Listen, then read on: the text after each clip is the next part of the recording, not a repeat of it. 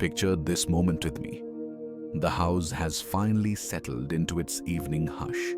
The dishes are done, the doors are locked, and the day's obligations have been checked off your mental list one by one. You've brushed your teeth, changed into comfortable clothes, and now you're lying in bed. The lamp clicks off, darkness wraps around you like a soft blanket, and you close your eyes, ready for sleep to take you. But then it begins. A thought drifts across your mind. Maybe it's something you said earlier today, a comment that came out wrong. Maybe it's tomorrow's meeting or next week's deadline or that conversation you need to have but keep avoiding. The thought isn't loud at first. It's just there, a quiet presence. But then another thought joins it, and another. Before you know it, your mind has become a crowded theater where 1,000 voices are all trying to speak at once. Your eyes are closed, your body is still, but your mind is racing faster than it did all day. Welcome to the paradox that millions of people experience every single night. Introduction. The nighttime mind awakens. There's something deeply unsettling about the way our thoughts change character when the sun goes down. During the day, our minds feel manageable, occupied, under control. We move from task to task, conversation to conversation, keeping our mental gears turning in productive directions. But when night falls and we try to rest, something shifts. The same mind that helped us navigate meetings, solve problems, and interact with others suddenly turns inward with an intensity that feels almost hostile. Thoughts that barely registered during daylight hours return with startling clarity. Worries we manage to sidestep while busy now plant themselves firmly in our consciousness and refuse to budge. It's as if the moment we try to surrender to sleep, our brain decides it's the perfect time to review every concern, regret, and uncertainty we've accumulated. This phenomenon is so common, so universally experienced, that it has become part of the human condition. Countless people lie awake at 3 in the morning, staring at ceiling shadows, wondering why their minds won't simply quiet down. What makes nighttime thoughts feel so much louder, so much more urgent, so much more impossible to dismiss than the same thoughts during daylight? Why does darkness seem to amplify every anxiety, magnify every worry, and transform manageable concerns into overwhelming catastrophes? The answer lies in a fascinating convergence of biology, psychology, and neuroscience.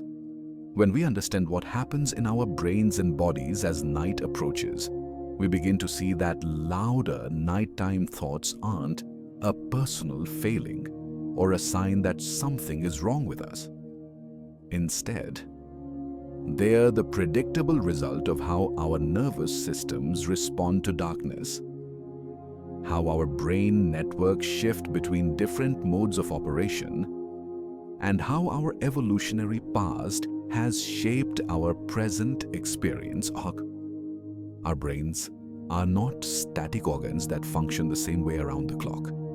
They are dynamic, constantly shifting systems that respond to environmental cues, internal signals, and the complex interplay of dozens of neurochemicals.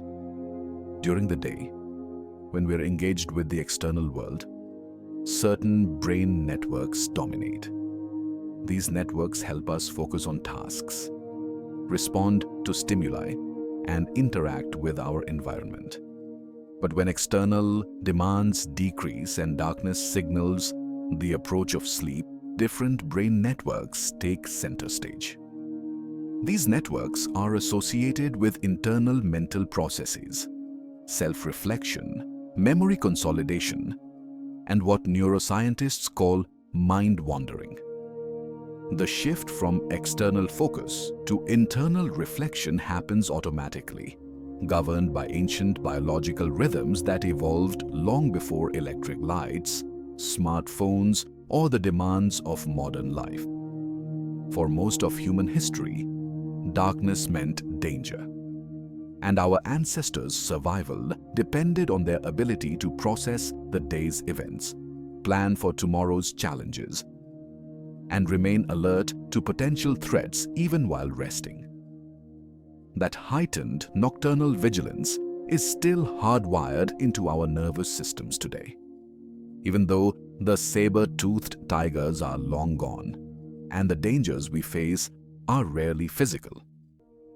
But evolution didn't prepare us for the particular challenges of contemporary existence. Our Stone Age brains are trying to navigate a world of work emails, social media notifications, financial pressures, relationship complexities, and existential uncertainties that would have been incomprehensible to our ancestors. During the day, we can often keep these modern stressors at bay through distraction and activity. At night, when distractions disappear and activity ceases, those stressors rush back in like water, filling a vacuum. The phenomenon of louder nighttime thoughts is also intimately connected to the way our bodies prepare for sleep. As evening approaches, a cascade of neurochemical changes begins to unfold. Hormones that promote wakefulness start to decline, while hormones that facilitate sleep begin to rise. Neurotransmitters shift their patterns of activity. Body temperature drops. Blood pressure lowers. Heart rate slows. All of these changes are part of a beautifully orchestrated biological symphony designed to help us transition from wakefulness to sleep. But here's where things get complicated.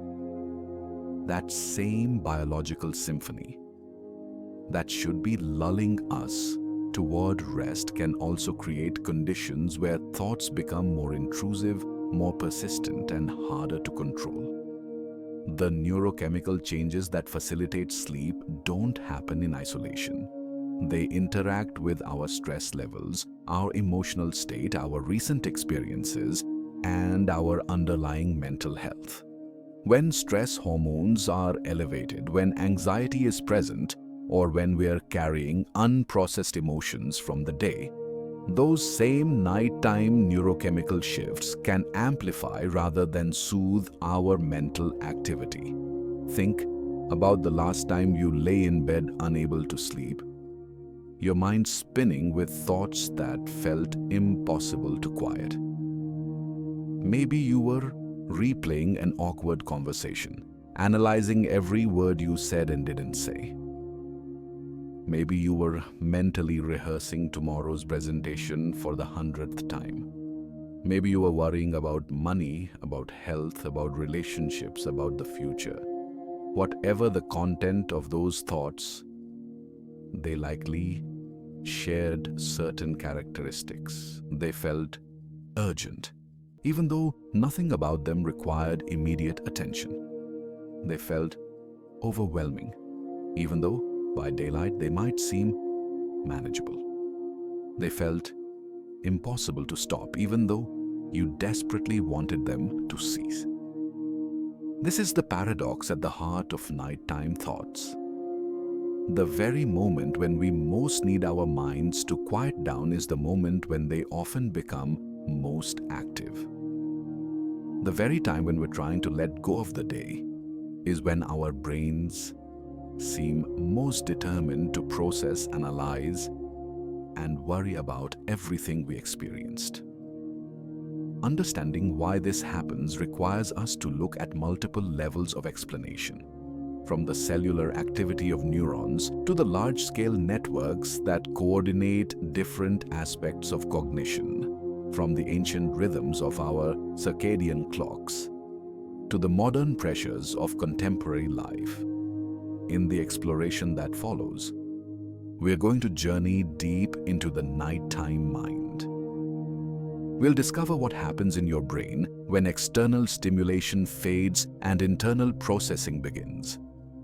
We'll explore the intricate dance of neurochemicals that shapes your thoughts and feelings as darkness falls. We'll examine why your stress and anxiety can hijack the sleep process and transform your bedroom into a mental boxing ring. We'll look at how memory and emotion interact in ways that make nighttime particularly fertile ground for rumination and worry.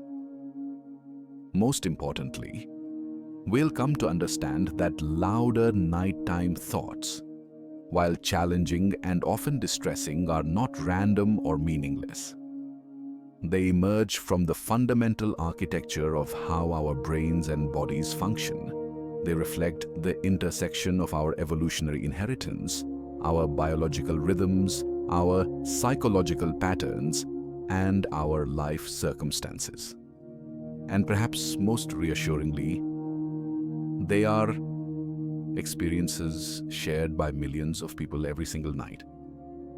As we explore this territory together, you'll begin to recognize your own experiences in the neuroscience and psychology we discuss. You'll see how the biology we describe manifests in your personal nighttime struggles, and you'll gain a deeper appreciation for the complex, beautiful, sometimes frustrating organ that sits inside your skull, working tirelessly even when you wish it would simply rest. The journey into understanding why your thoughts get louder at night is ultimately a journey into understanding yourself, your brain, and the deep patterns that shape human consciousness.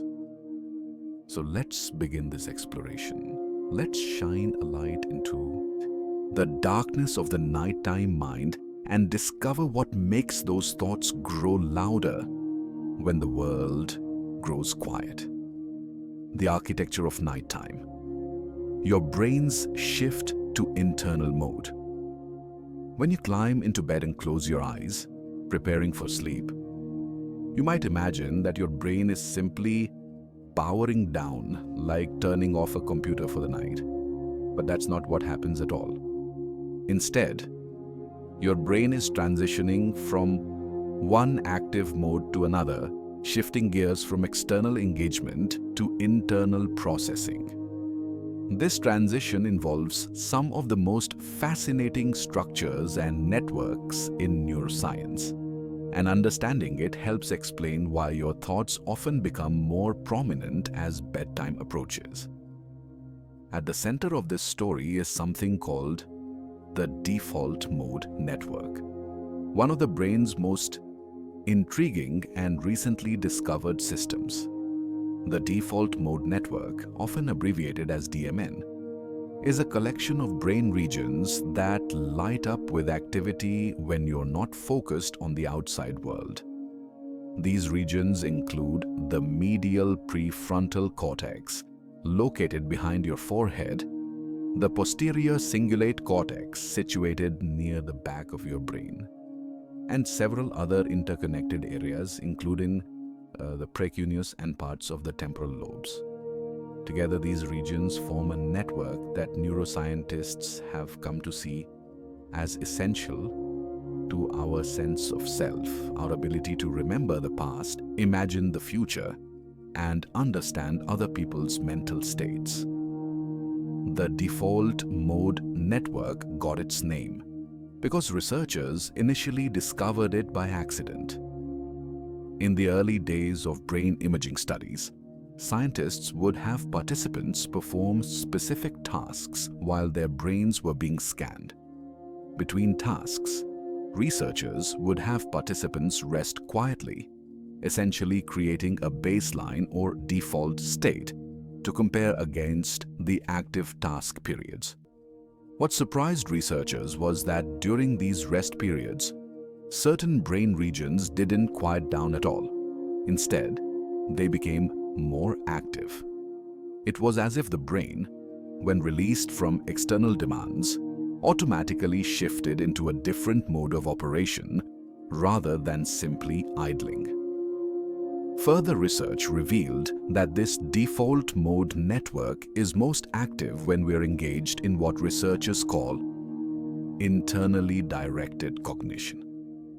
This includes daydreaming, remembering personal experiences, thinking about what might happen in the future, contemplating our own thoughts and feelings, and trying to understand what other people are thinking.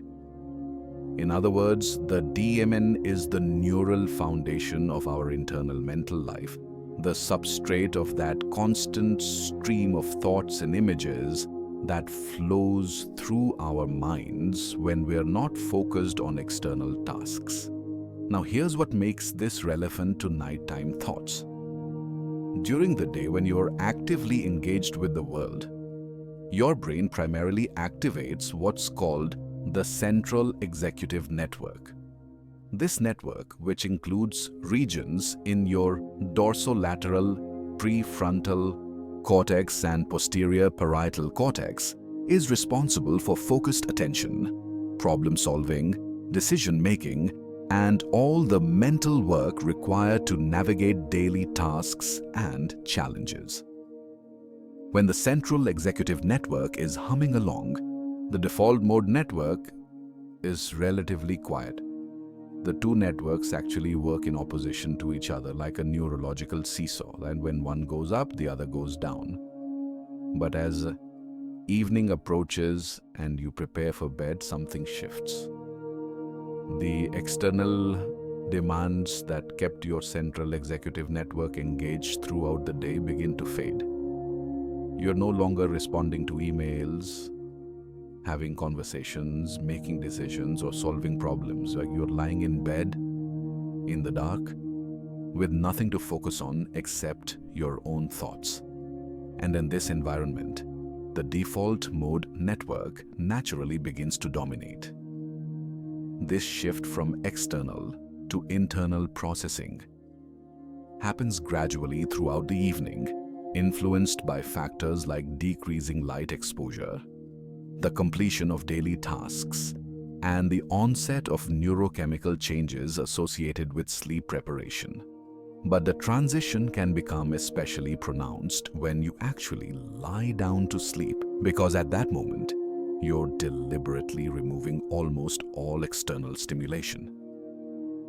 Your eyes are closed, eliminating visual input.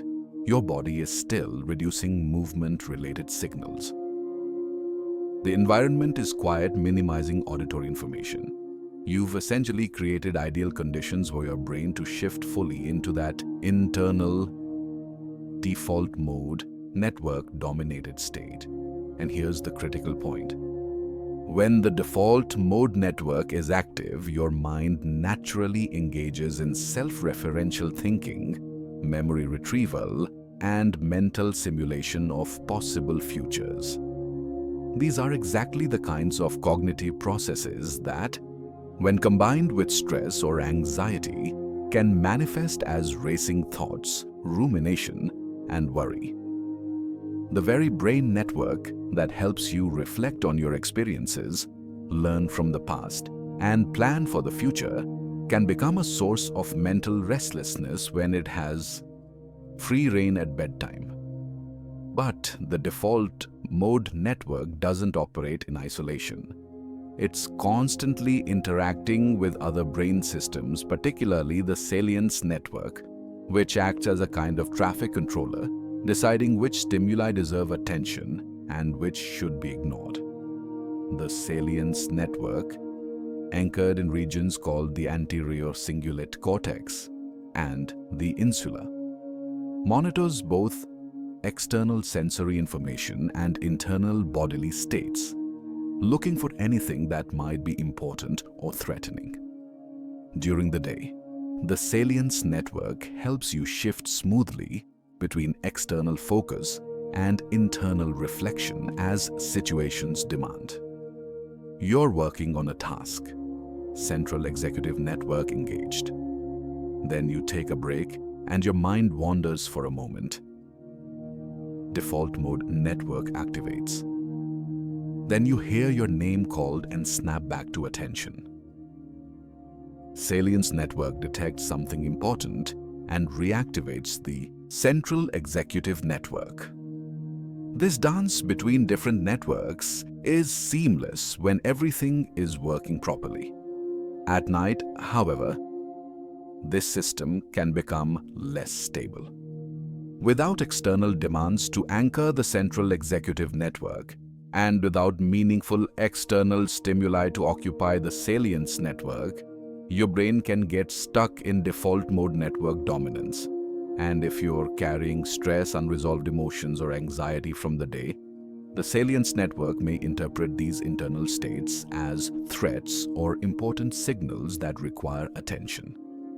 This creates a feedback loop where your mind keeps returning to the same worries and concerns because your brain's threat detection system has flagged them as salient, as requiring processing and resolution. The physical architecture supporting these networks is equally fascinating. The regions that make up the default mode network are connected by bundles of nerve fibers called white matter tracts, forming a kind of neural superhighway that allows these distant brain areas to communicate efficiently. When you look at brain scans of someone whose default mode network is active, you see patterns of synchronized activity across these distributed regions, as if they're all humming in harmony to the same tune. This synchronized activity reflects what neuroscientists call functional connectivity, the way different brain regions coordinate their firing patterns even though they are physically separated. The strength of this connectivity varies from person to person and can be influenced by factors like stress, sleep deprivation, meditation experience, and mental health conditions. People who struggle with depression or anxiety often show altered patterns of default mode network connectivity, with some regions showing too much communication and others showing too little. The precuneus, a region located deep in the brain near the back, deserves special mention because it's one of the most metabolically active parts of the default mode network. This area is involved in a remarkable range of functions, including self-reflection, memory retrieval, and the integration of information from different sources. Some researchers think of the precuneus as a kind of neural hub that helps construct our ongoing sense of self and personal narrative. When you're lying in bed thinking about who you are, what you've done, and what you might do next, your precuneus is likely very active. Another crucial player is the medial prefrontal cortex, located just behind your forehead. This region is particularly involved in self-referential thinking, the kind of thoughts that revolve around me, I, and mine. It helps you evaluate situations in terms of personal relevance, judge your own thoughts and actions, and maintain a sense of personal identity over time.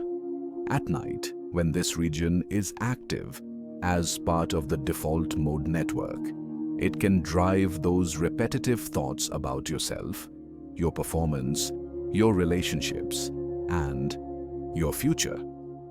The hippocampus, famous for its role in memory formation, also connects with the default mode network, particularly during rest and sleep.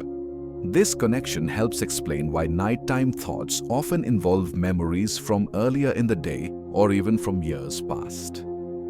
Your hippocampus is actively processing and consolidating memories during rest periods, and this memory processing can bubble up into conscious awareness, providing content for your nighttime ruminations.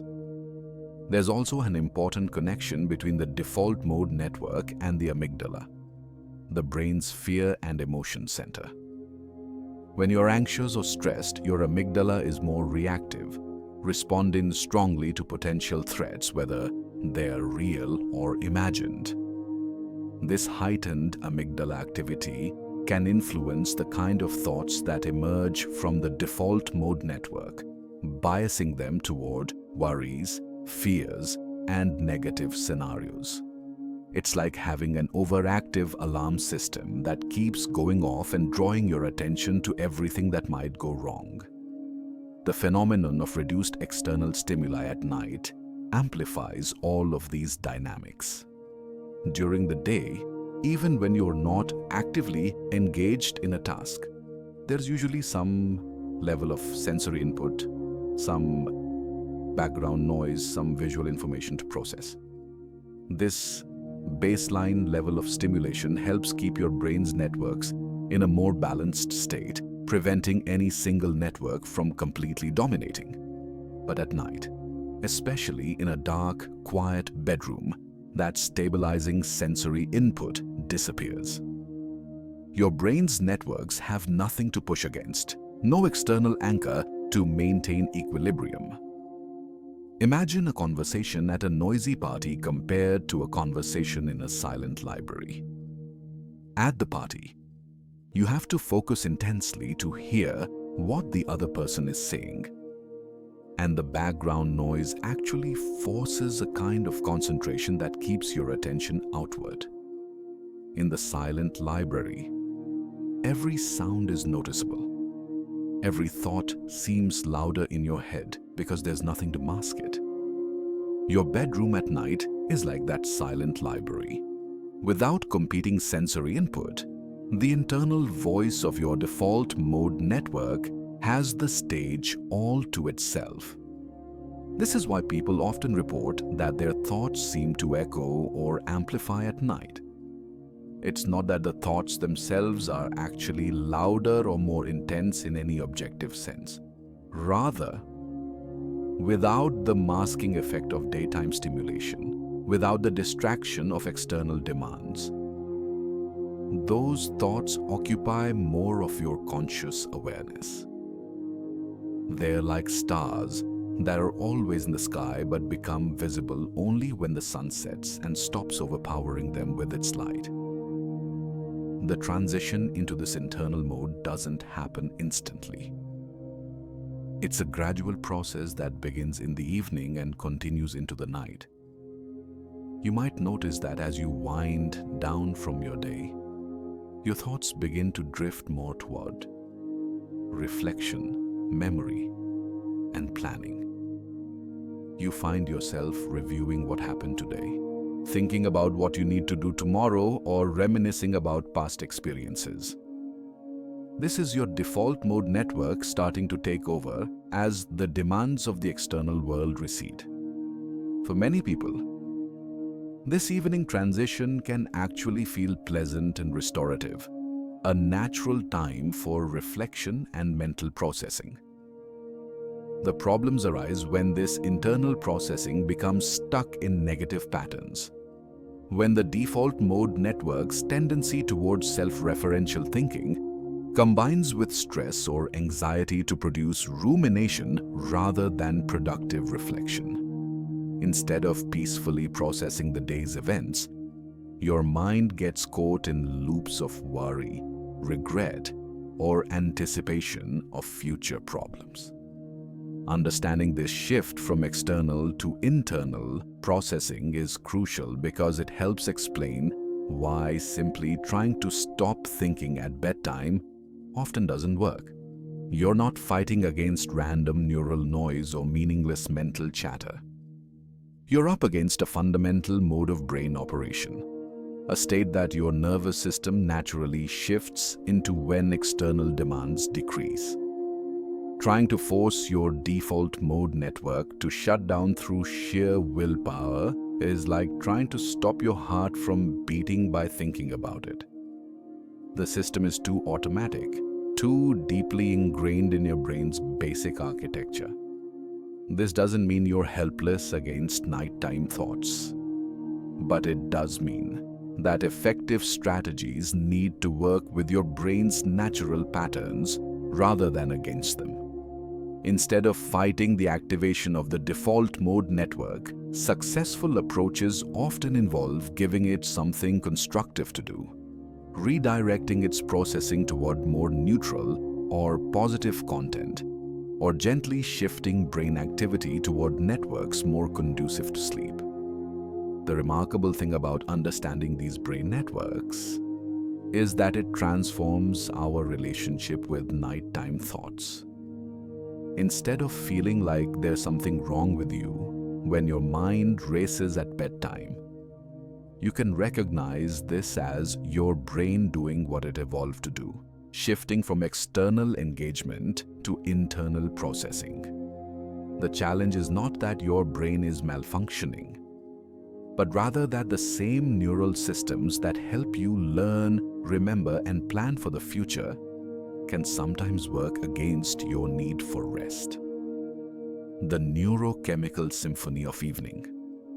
While brain networks provide the stage for nighttime thoughts, neurochemicals are the orchestra that determines the mood and intensity of the performance. As evening transitions into night, your brain undergoes dramatic changes in its chemical environment, and these changes profoundly influence not just whether you sleep, but also the quality, intensity, and nature of your thoughts. Understanding this neurochemical symphony helps illuminate why certain times of night are particularly conducive to racing thoughts and why stress can so effectively sabotage sleep. Let's begin with melatonin, probably the most famous sleep-related molecule. Melatonin is often called the darkness hormone because its production and release are tightly linked to the absence of light. Deep in your brain, in a tiny structure called the pineal gland, the synthesis of melatonin begins to ramp up as evening approaches. This isn't a sudden switch, but rather a gradual increase that typically starts about 2 to 3 hours before your usual bedtime, reaching peak levels in the middle of the night, usually between 2 and 4 in the morning. The pineal gland's production of melatonin is controlled by your circadian clock, specifically by a cluster of neurons called the suprachiasmatic nucleus, located in your hypothalamus. This tiny region, containing only about 20,000 neurons, acts as your body's master clock, coordinating rhythms throughout your entire physiology. The suprachiasmatic nucleus receives direct input from specialized cells in your retina that detect light, allowing it to synchronize your internal rhythms with the external day-night cycle. As darkness falls and light levels decrease, the suprachiasmatic nucleus sends signals that remove the brake on melatonin production. The pineal gland responds by converting the neurotransmitter serotonin into melatonin through a series of chemical reactions. Once produced, melatonin diffuses easily through cell membranes due to its fat-soluble nature, entering the bloodstream and reaching receptors throughout your brain and body. Here's what makes melatonin particularly relevant to nighttime thoughts. Melatonin doesn't make you sleep by acting like a sedative or knockout drug. Instead, it influences sleep through several more subtle mechanisms. One of its primary effects is in the default mode network regions we discussed earlier, particularly an area called the precuneus. Research using brain imaging has shown that melatonin reduces activation in the precuneus during tasks that require attention. This deactivation is associated with feelings of fatigue and helps create the mental conditions conducive to sleep. But melatonin also interacts with your brain's wake-promoting systems. Throughout your brain, there are networks of neurons that help maintain wakefulness and alertness. These neurons use neurotransmitters like histamine, norepinephrine, and hypocretin to keep you awake and engaged with the world. Melatonin, through its receptors in the suprachiasmatic nucleus, helps suppress the signals from these wake-promoting systems. It's not forcing sleep so much as removing some of the biological opposition to sleep, allowing other sleep-promoting processes to take over. The timing of melatonin's rise is crucial. For most people, the melatonin surge begins about 2 hours before their habitual bedtime. This period, called the dim light melatonin onset, represents the opening of what researchers call the sleep gate, the time when the biological conditions for sleep are optimal. Going to bed during this window usually results in faster sleep onset and better sleep quality. But if you're lying in bed during this melatonin rise while simultaneously carrying high levels of stress or anxiety, you can end up in a state where your body is trying to prepare for sleep while your mind remains highly active. This brings us to cortisol, a hormone that plays a fascinating and complex role in the nighttime mind. Cortisol is often called the stress hormone because its levels spike in response to stress. But it's actually much more than that. Cortisol follows its own circadian rhythm, normally peaking in the early morning hours around the time you wake up, and then gradually declining throughout the day, reaching its lowest levels around midnight. This cortisol rhythm serves important functions. The morning spike helps mobilize energy and prepare your body and mind for the day ahead. It's part of what helps you transition from sleep to wakefulness. The evening decline is equally important because low cortisol levels in the late evening and early night are necessary for sleep onset and maintenance. Cortisol and melatonin work in opposition, with melatonin rising as cortisol falls, creating the neurochemical conditions that facilitate the transition from wakefulness to sleep. But here's where things get problematic. When you're under chronic stress or experiencing acute anxiety, your cortisol rhythm can become disrupted. Instead of declining smoothly through the evening, cortisol levels may remain elevated or even spike during times when they should be at their lowest. Research has shown that even partial sleep deprivation can lead to elevated evening cortisol levels, and that these elevated levels are associated with delayed sleep onset and poorer sleep quality. Elevated evening cortisol doesn't just make it harder to fall asleep, it also influences the nature of your thoughts. Cortisol affects brain regions involved in emotion and memory, particularly the hippocampus and amygdala. When cortisol levels are high at night, it can enhance the emotional intensity of memories and increase the reactivity of fear-related circuits in your brain. This means that the same worry or concern that you might have brushed off during the day, when cortisol levels were at more appropriate levels, can feel urgent and overwhelming at night when cortisol disrupts the normal neurochemical balance. The relationship between stress, cortisol, and nighttime thoughts creates a vicious cycle. Stress elevates evening cortisol, which makes it harder to sleep and intensifies anxious thoughts. Lying awake worrying further activates stress responses, maintaining high cortisol levels. Poor sleep resulting from this cycle leads to dysregulated cortisol rhythms the next day, setting you up for another difficult night. Breaking this cycle requires addressing both the psychological sources of stress and the physiological disruption of cortisol rhythms. Now let's turn to the neurotransmitters that directly promote sleep and wakefulness. At the top of the sleep-promoting list is gamma-aminobutyric acid, mercifully abbreviated as GABA. GABA is the brain's primary inhibitory neurotransmitter, meaning its job is to reduce or dampen neural activity.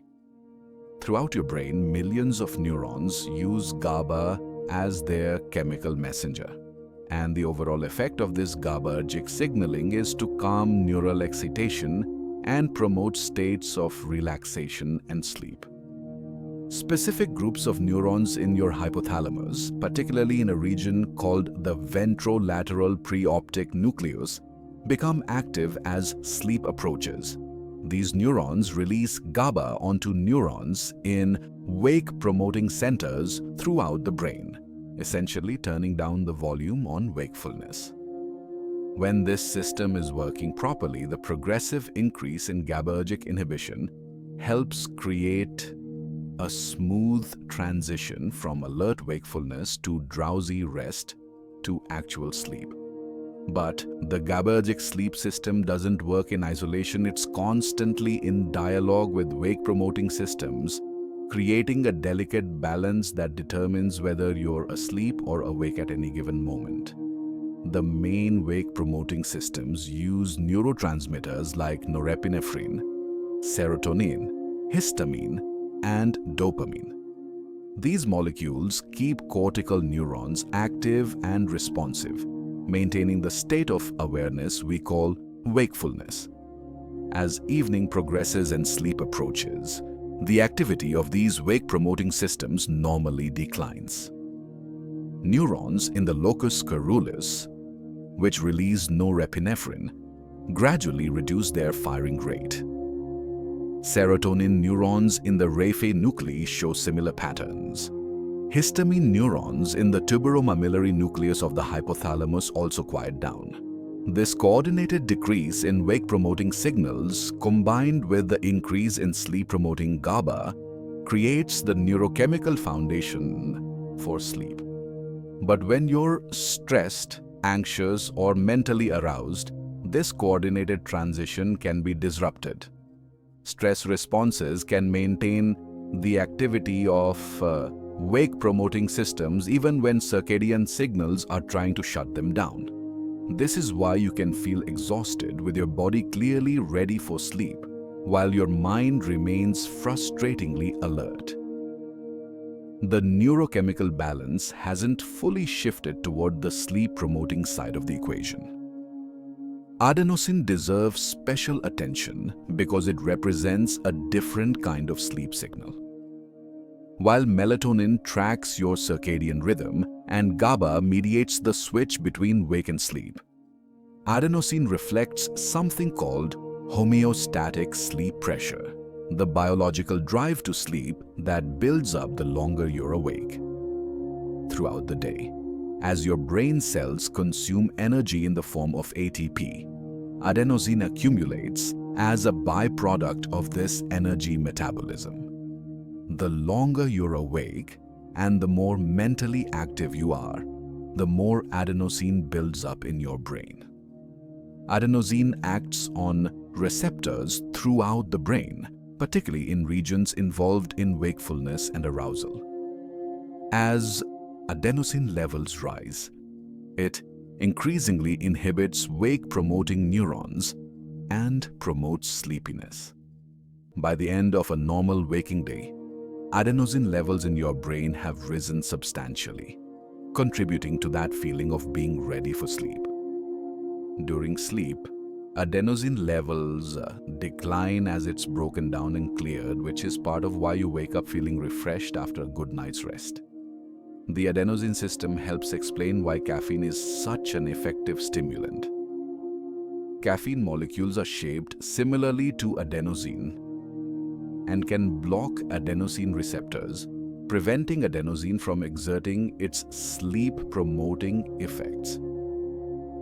This is why drinking coffee or other caffeinated beverages in the evening can interfere with sleep onset, even if you don't consciously feel more alert. The caffeine is blocking the accumulating adenosine from signaling that it's time to sleep. The interaction between adenosine and the circadian system creates an elegant biological timer. Adenosine builds up linearly throughout the day, creating increasing sleep pressure. But the circadian system, through melatonin and other rhythmic signals, gates when that sleep pressure can be most effectively expressed. During the day, strong wake-promoting signals from the circadian clock can override moderate levels of adenosine, keeping you alert even if you are somewhat sleep-deprived. But as evening approaches and the circadian drive for wakefulness declines, the accumulated adenosine can finally exert its full effect, helping facilitate the transition to sleep. This two-process model of sleep regulation, with its circadian and homeostatic components, helps explain various sleep phenomena. It's why you can sometimes feel a second wind in the evening, even though you were tired earlier. Your circadian system is providing a temporary boost that temporarily overrides accumulated sleep pressure. It's also why sleep deprivation feels so crushing in the early morning hours. At that point, you have massive homeostatic sleep pressure from being awake too long, but your circadian system is starting to promote wakefulness again as it prepares for the coming day.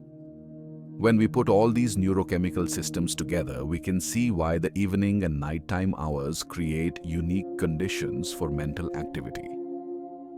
As melatonin rises, it's not sedating you, but rather reducing activation in brain networks involved in focused attention and external processing. This allows the default mode network to become more active, bringing internal thoughts and reflections to the forefront. Meanwhile, if stress has disrupted your cortisol rhythm, you may have elevated levels of a hormone that enhances emotional reactivity and memory consolidation at a time when it should be allowing your brain to quiet down. The sleep-wake balance mediated by GABA and wake-promoting neurotransmitters may also be perturbed, leaving you in a state where you're not quite awake, but not quite able to sleep either, suspended in a twilight zone of consciousness that's particularly conducive to rumination and worry. The accumulated adenosine is signaling that you need sleep, but if other systems are preventing sleep onset, that need creates a kind of biological tension that can manifest as mental restlessness. The relationship between these neurochemical systems and thought processes isn't simple or straightforward. Neurotransmitters don't directly create specific thoughts or control the content of your mental experience. Rather, they modulate the overall state of your brain networks, influencing things like arousal level, emotional tone, memory accessibility, and the balance between different modes of processing. They set the stage and tune the instruments, but the specific symphony that plays out is shaped by your experiences, concerns, and mental habits. This is why two people with identical neurochemical profiles at night might have very different experiences. One person might experience the rise of melatonin and activation of the default mode network as a pleasant opportunity for reflection and mental processing before sleep. Another person carrying more stress and unresolved concerns might experience the same neurochemical state as an invitation for anxiety and rumination. The biochemistry creates conditions, but psychology and experience determine how those conditions manifest in conscious experience. Understanding this neurochemical symphony also helps explain why medication approaches to sleep problems can be both helpful and limited. Medications that enhance GABA activity, like benzodiazepines or certain sleep aids, can help tip the neurochemical balance towards sleep by amplifying the brain's natural inhibitory systems. But they don't address the underlying sources of stress that may be disrupting cortisol rhythms or the psychological patterns that turn default mode network activity into rumination rather than restful mental processing. The beauty of understanding these neurochemical systems is that it opens up multiple avenues for intervention and self-care. Light exposure patterns can influence melatonin rhythms. Stress management techniques can help normalize cortisol patterns. Caffeine timing can work with rather than against your adenosine accumulation. Physical activity, which affects multiple neurotransmitter systems, can promote healthier sleep-wake balance. But perhaps most importantly, understanding that nighttime thoughts emerge from this complex neurochemical context helps remove the self-blame and frustration that often compound sleep difficulties. Your racing thoughts at night aren't a personal failing or a sign of weakness. They're your brain responding to a complex interplay of circadian signals, homeostatic sleep pressure, stress-related disruptions, and the natural shift toward internal processing that occurs when external demands fade. The molecules coursing through your brain, from melatonin to cortisol to GABA to adenosine, are all following ancient patterns shaped by millions of years of evolution. The challenge of modern life is that we're trying to apply these ancient systems to circumstances our ancestors never encountered, in environments they never experienced, with stressors they never faced. The psychology of rumination and racing thoughts. While neurobiology sets the stage for nighttime thoughts, psychology provides the script. Even with perfectly balanced neurochemistry and ideally functioning brain networks, the content of our thoughts matters enormously.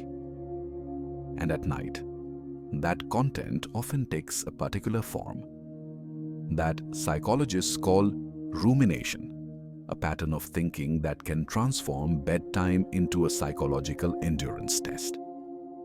Rumination is not simply thinking about problems or reflecting on experiences.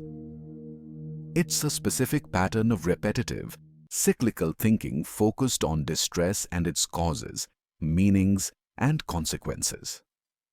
When you ruminate, you're not moving towards solutions or gaining new insights. Instead, you're going over the same ground repeatedly, rehashing the same concerns without making progress, like a needle stuck in a groove on a scratched record. The thoughts loop endlessly, each cycle reinforcing the emotional distress rather than resolving it. The word rumination comes from the Latin word for chewing cud, the process by which cows and other ruminant animals regurgitate partially digested food and chew it again. It's an apt metaphor. When you ruminate psychologically, you're bringing up the same mental material over and over, processing it repeatedly without ever fully digesting it or moving on. The cow's digestive rumination serves a biological purpose, breaking down tough plant fibers. Psychological rumination serves no such purpose.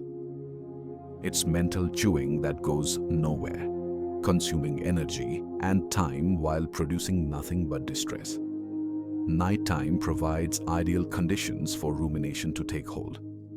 During the day, external demands and distractions often interrupt ruminative thinking before it can build momentum. You start dwelling on a problem, but then the phone rings, or you need to respond to an email, or someone asks you a question, and your attention is redirected. These interruptions, while sometimes frustrating, actually serve a protective function by preventing rumination from deepening into rigid patterns. At night, those interruptions vanish. You're lying in a dark, quiet room with nothing to do but wait for sleep. Your brain's default mode network is active, priming you for internal reflection and self-referential thinking. If you have unresolved concerns from the day, unprocessed emotions, or ongoing sources of stress in your life, This creates perfect conditions for rumination to begin. A thought arises about something that went wrong, something you're worried about, or something you regret. Without external distractions to redirect your attention, that thought captures your focus. You begin analyzing it, questioning it, exploring all its implications and potential meanings. The insidious thing about rumination is that it feels productive. You're thinking hard, engaging with real problems, considering different angles and possibilities. It seems like mental work that should lead somewhere.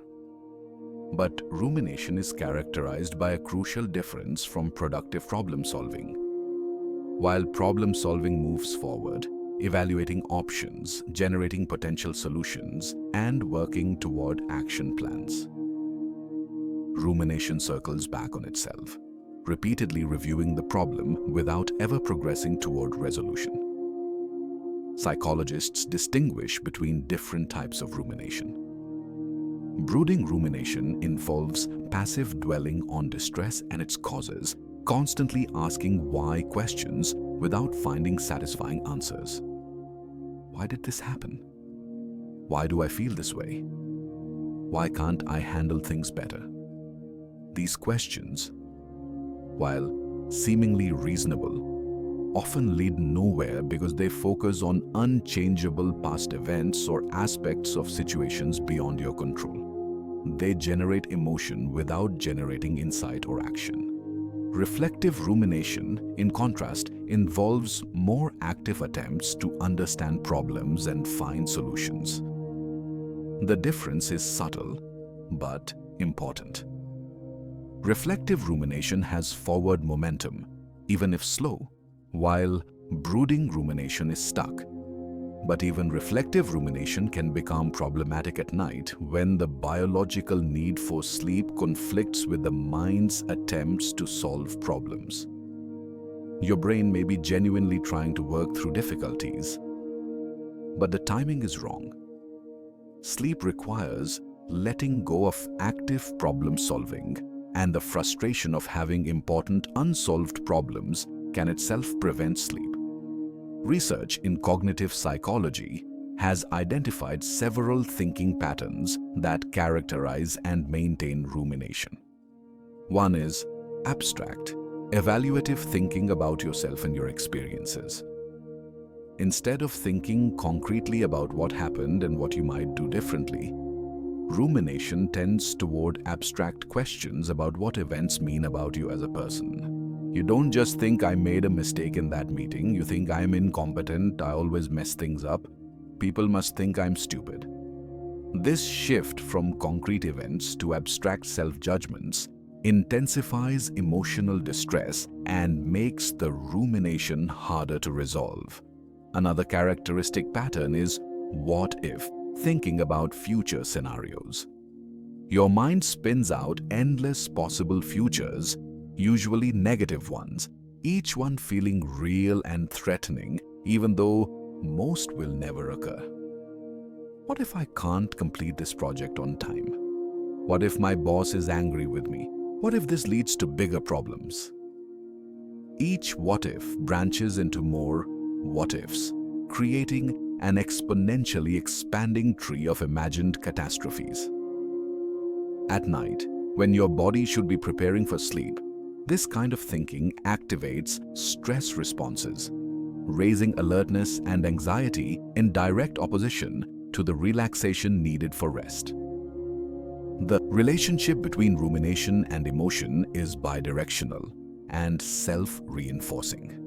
Rumination maintains and intensifies negative emotions like anxiety, sadness, and anger. But those same emotions, once intensified, make rumination more likely and harder to interrupt. When you're anxious, your attention becomes biased toward threats and problems, making it more likely that worrying thoughts will capture your focus. When you're sad, you're more likely to dwell on losses and failures. When you're angry, you replay situations that triggered the anger, each replay refreshing and intensifying the emotion. This creates what psychologists call a vicious cycle. Stress or negative emotion triggers rumination. Rumination intensifies the negative emotion. The intensified emotion further drives rumination.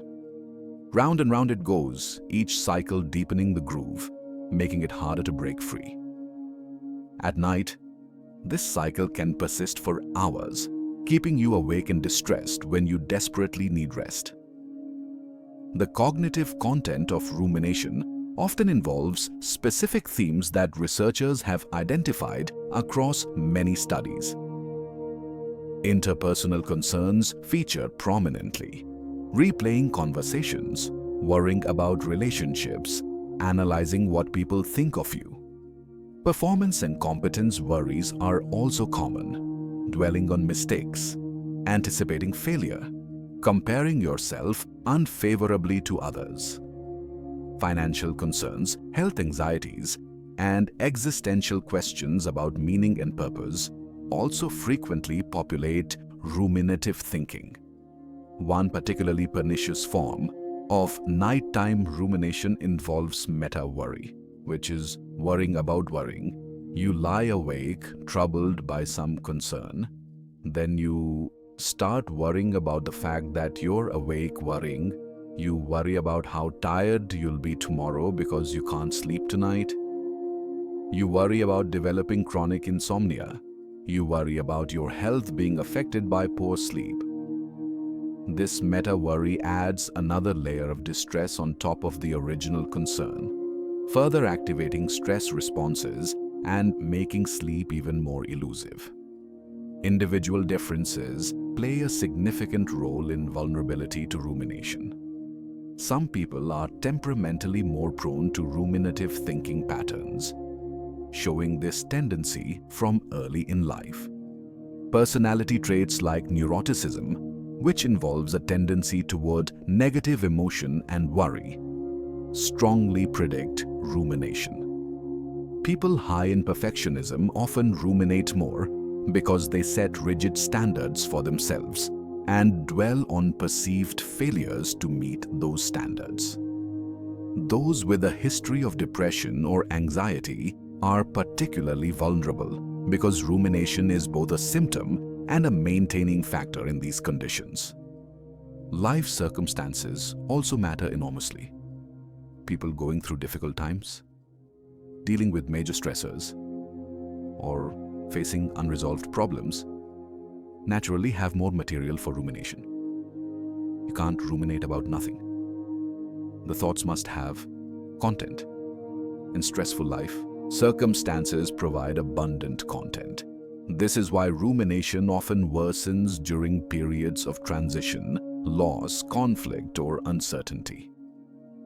Your mind is genuinely trying to process difficult experiences and solve real problems. But the processing happens at the wrong time and in an unconstructive way. The relationship between rumination and insomnia is so strong that some researchers consider rumination a core cognitive process underlying chronic sleep problems. People with insomnia show elevated levels of rumination not just at night when they're trying to sleep, but throughout the day. This suggests that rumination is not simply a consequence of being awake at night, but rather a cognitive style that contributes to sleep difficulties.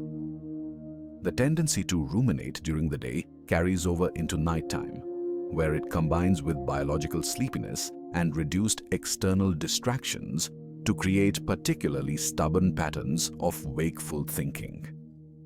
Sleep-focused rumination deserves special mention because it creates a direct conflict with the sleep process itself. This involves worrying specifically about sleep, your need for it, the consequences of not getting it, and your perceived inability to sleep adequately. The more you worry about sleep, the more aroused and alert you become, making sleep less likely. This creates a paradoxical situation where the thing you most desperately want becomes harder to achieve the more you focus on wanting it. Psychologists have identified this as an example of performance anxiety around sleep. Just as anxiety about sexual performance can interfere with sexual function, or anxiety about giving a speech can worsen the speech itself. Anxiety about sleeping interferes with the natural process of falling asleep. Sleep is not something you can force through effort. In fact, effort works against sleep. The harder you try to sleep, the more you activate goal-directed brain processes that maintain wakefulness.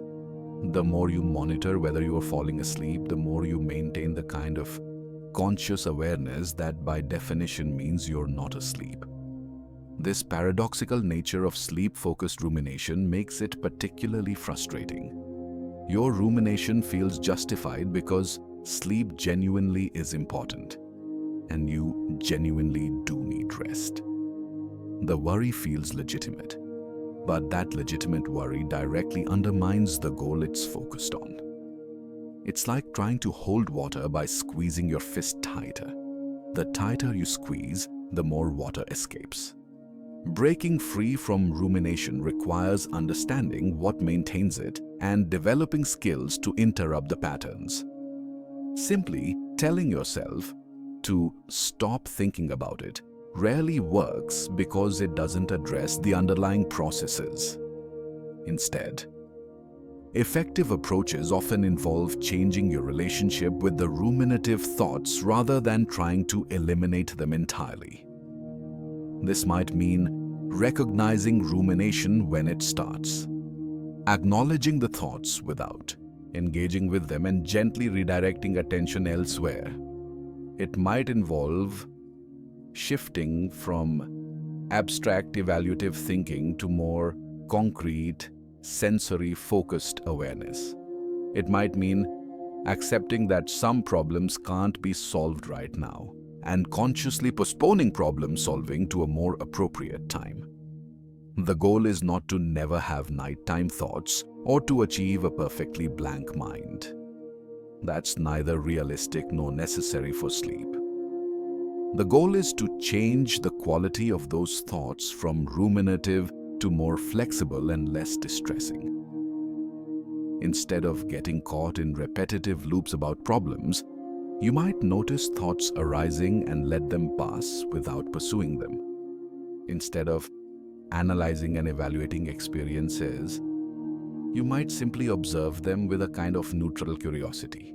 Instead of spinning out future catastrophes, you might ground yourself in present moment sensations and experiences. Understanding rumination also helps with self-compassion. If you've struggled with nighttime thoughts, you might have judged yourself harshly, seeing your difficulty quieting your mind as a personal failing. But rumination is a common human experience, shaped by brain biology, psychological patterns, and life circumstances. It's not a character flaw or a sign of weakness. It's a mental habit that developed for understandable reasons and can be gradually shifted through understanding and practice. The nighttime mind is naturally inclined toward internal processing and reflection. The challenge is preventing that natural inclination from veering into stuck, distressing patterns of rumination. When you understand what rumination is, how it differs from productive thinking, and what maintains it, you're better positioned to work with your mind rather than against it. You can recognize rumination when it begins, understand why it's happening, and have strategies for responding that don't involve self-criticism or futile efforts to force your mind into silence. Stress, memory, and the night mind.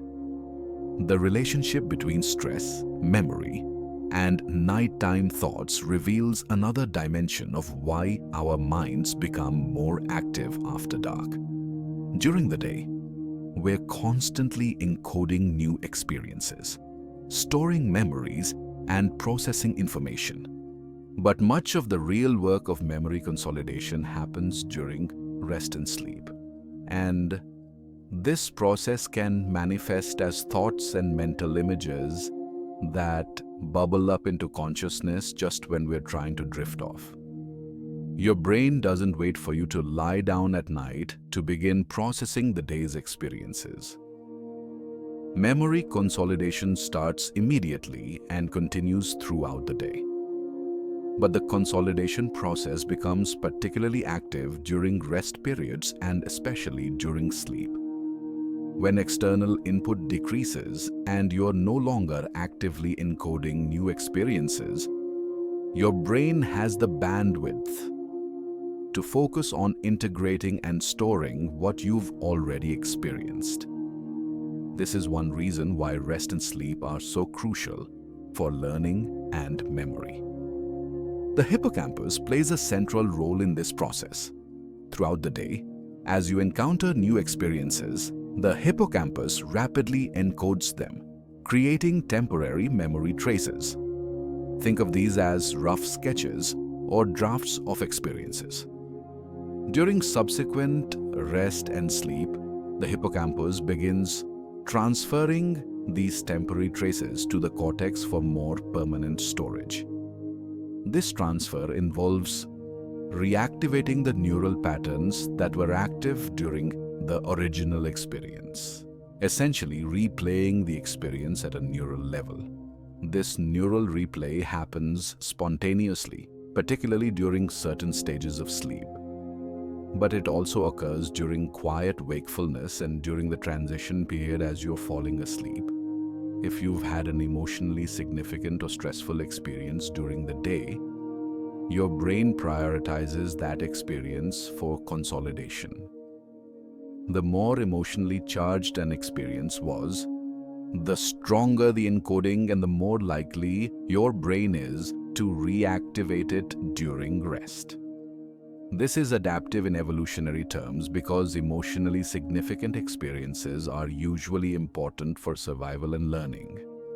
Your brain wants to make sure those experiences are well remembered so you can apply the lessons in the future.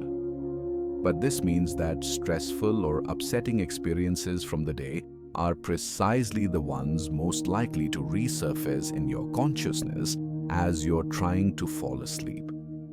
Your hippocampus is reactivating those memories for consolidation, and some of that reactivation reaches conscious awareness. You find yourself mentally replaying a difficult conversation, re-experiencing an embarrassing moment, or revisiting a frustrating situation. It's not random that these particular memories surface. Your brain is doing its job, processing and consolidating important experiences. The problem is that the timing conflicts with your need for sleep. The amygdala, your brain's emotion and threat detection center, works closely with the hippocampus in memory formation, particularly for emotional and stressful experiences. When you encounter something that triggers fear, stress, or strong negative emotion, your amygdala becomes active. This amygdala activation modulates the hippocampus, essentially telling it, "This is important. Remember this well." The result is enhanced memory formation for emotional experiences, especially threatening or negative ones. This enhancement happens through several mechanisms. The amygdala influences the release of stress hormones like cortisol and norepinephrine, and these hormones in turn affect memory consolidation. Moderate levels of stress hormones can actually enhance memory formation, ensuring that important experiences are well remembered. But very high levels of stress, especially chronic stress, can impair memory and cognition in other ways, creating a complex relationship between stress and memory that depends on timing, intensity, and duration. At night, if you're carrying residual stress from the day, your amygdala may remain more reactive than it should be during the sleep transition. This heightened reactivity can influence which memories surface in consciousness and how they are experienced. Memories that might feel neutral or manageable during the day can take on a more threatening or distressing quality at night when viewed through the lens of an overactive amygdala. The content of the memory hasn't changed, but your emotional response to it intensifies, driven by the neurobiological state of stress. The interaction between stress and memory also involves the prefrontal cortex, the region behind your forehead that's involved in executive functions like planning, decision-making, and emotion regulation. During the day, when your prefrontal cortex is fully engaged, it helps you regulate emotional responses to memories and experiences. It provides context, perspective, and rational analysis that can moderate emotional reactions.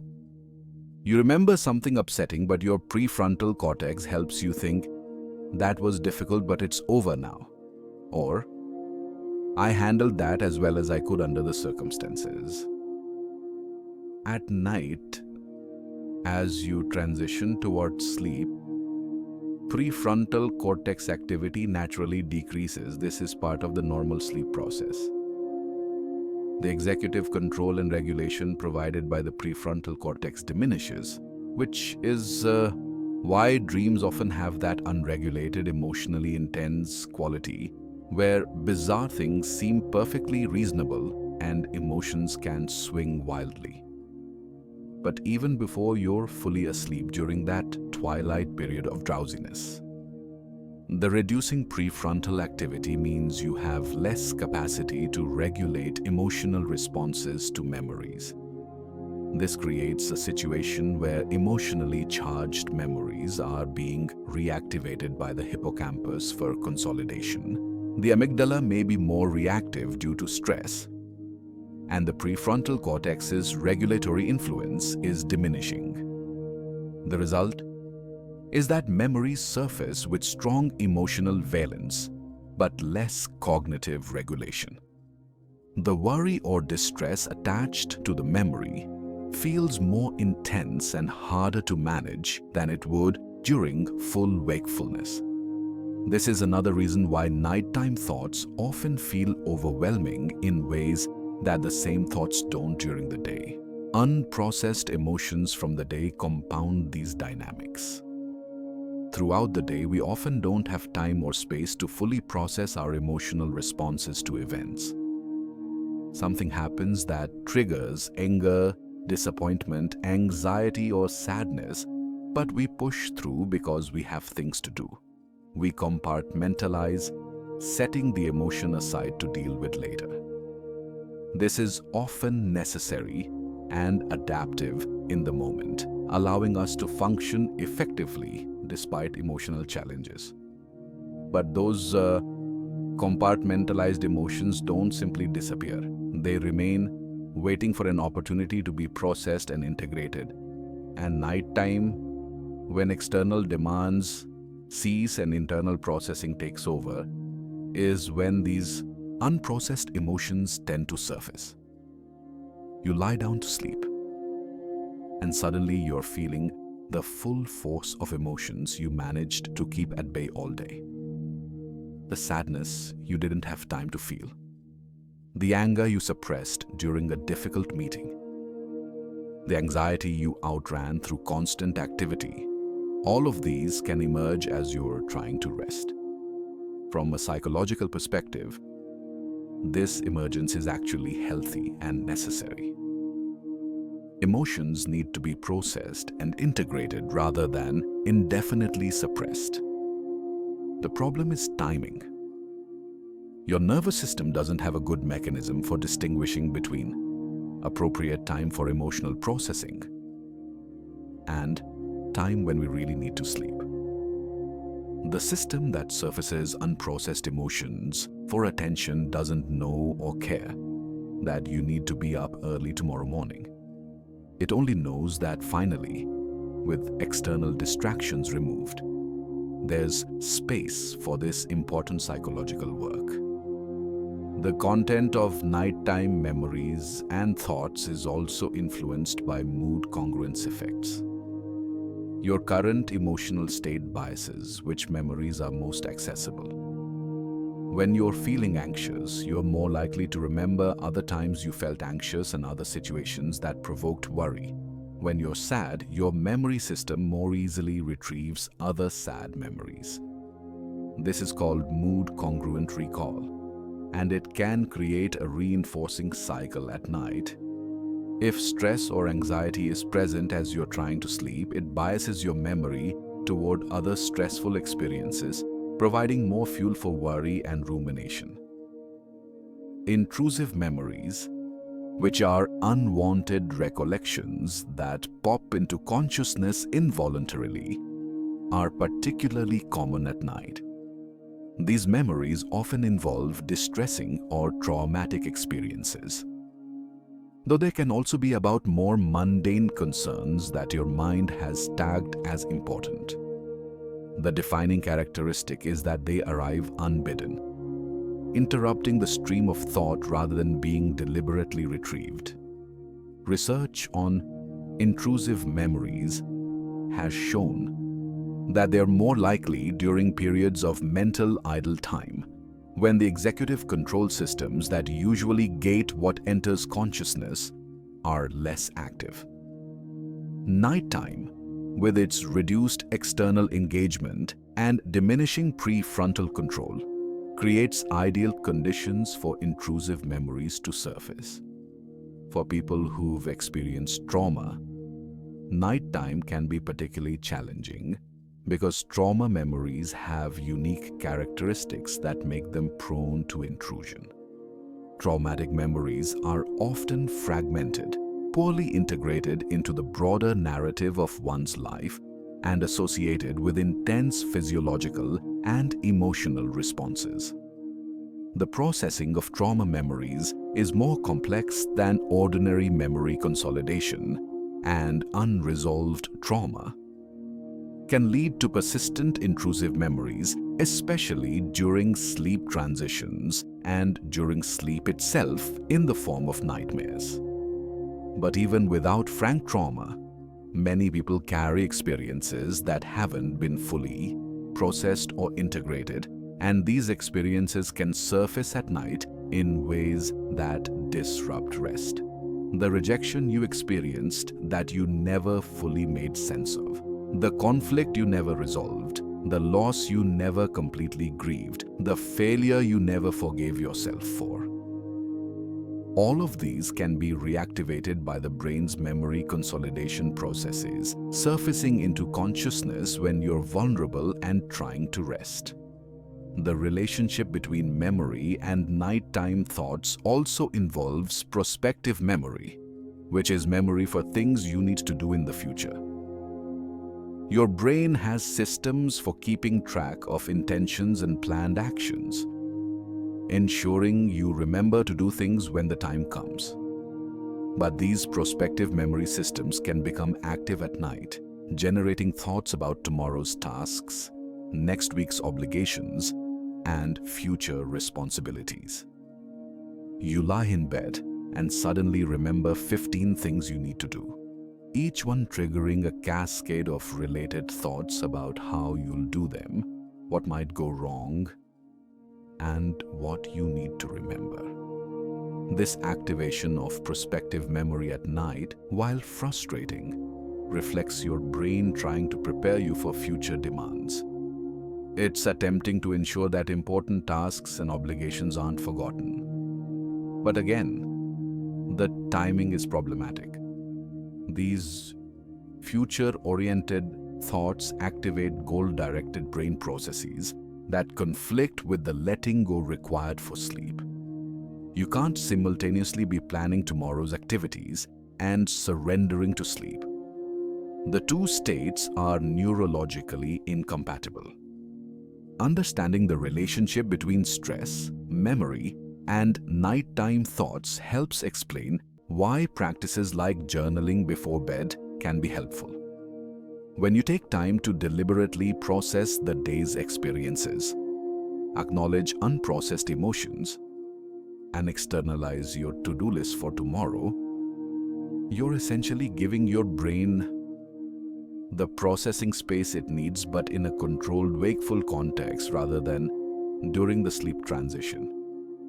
You're working with the brain's need to consolidate memories and process emotions rather than fighting against it. It also highlights the importance of stress management, not just for general well-being, but specifically for sleep quality. When chronic stress keeps your amygdala reactive and your cortisol levels elevated, it creates the neurobiological conditions that make nighttime thoughts more intrusive, more distressing, and harder to regulate. Reducing overall stress levels helps create the neurochemical and neurological environment conducive to peaceful sleep and makes memory consolidation less likely to manifest as disturbing, wakeful thoughts. The memories that surface at night aren't random. They're the ones your brain has identified as important, usually because of their emotional charge or their relevance to ongoing concerns. Understanding this can change your relationship with those thoughts. Instead of seeing them as intrusions or evidence that something is wrong with you, you can recognize them as your brain doing its job of processing and consolidating important experiences. The challenge is not to eliminate this processing entirely, which wouldn't be possible or healthy, but to create conditions where it can happen in ways that support rather than undermine rest. The circadian dimension. When your body clock betrays your mind, hidden deep within your brain, in a cluster of cells no bigger than a grain of rice, sits your body's master clock. This tiny group of neurons, called the suprachiasmatic nucleus, orchestrates a vast array of rhythmic processes throughout your body and brain, from hormone release to body temperature to sleep-wake cycles. Understanding this circadian system is crucial to understanding why thoughts often grow louder at night, because when your internal clock falls out of sync with the external world, or with your actual sleep needs, it creates conditions where mental restlessness flourishes. The word circadian comes from the Latin words circa, meaning about, and diem, meaning day.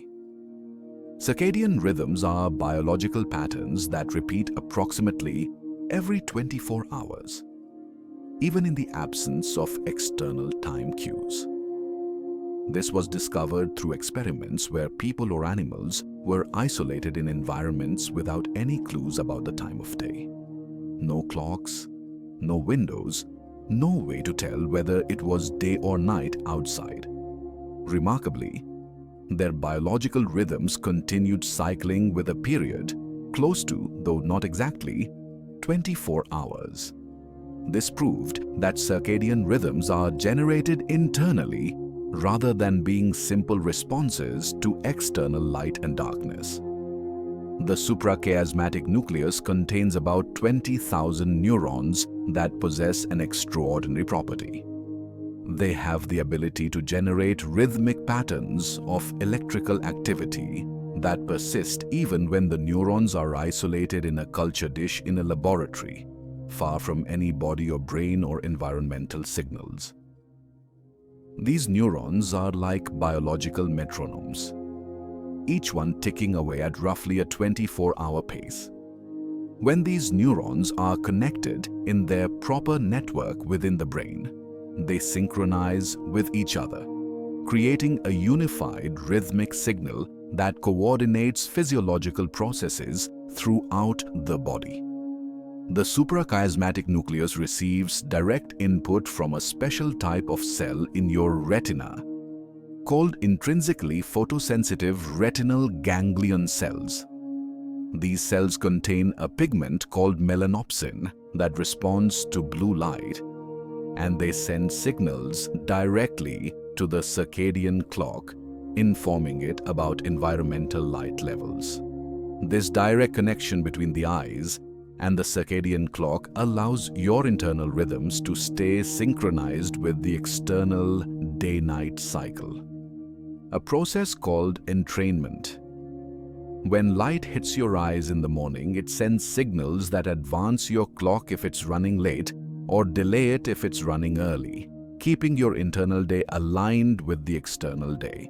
From the suprachiasmatic nucleus, circadian signals spread throughout the brain and body through multiple pathways. Some signals travel through the nervous system, with direct neural connections carrying timing information to different brain regions and body organs. Other signals work through hormones, particularly melatonin from the pineal gland, which we discussed earlier. Still, other pathways involve body temperature rhythms and the timing of feeding, both of which can influence circadian rhythms in peripheral body tissues. The result is an elaborate temporal organization of physiology. Your body temperature follows a circadian rhythm, typically reaching its lowest point in the early morning hours, around 4 or 5 a.m., and peaking in the late afternoon or evening. Your blood pressure rises and falls rhythmically. Cortisol, as we've discussed, peaks in the early morning and declines through the day. Digestive enzyme secretion follows daily patterns.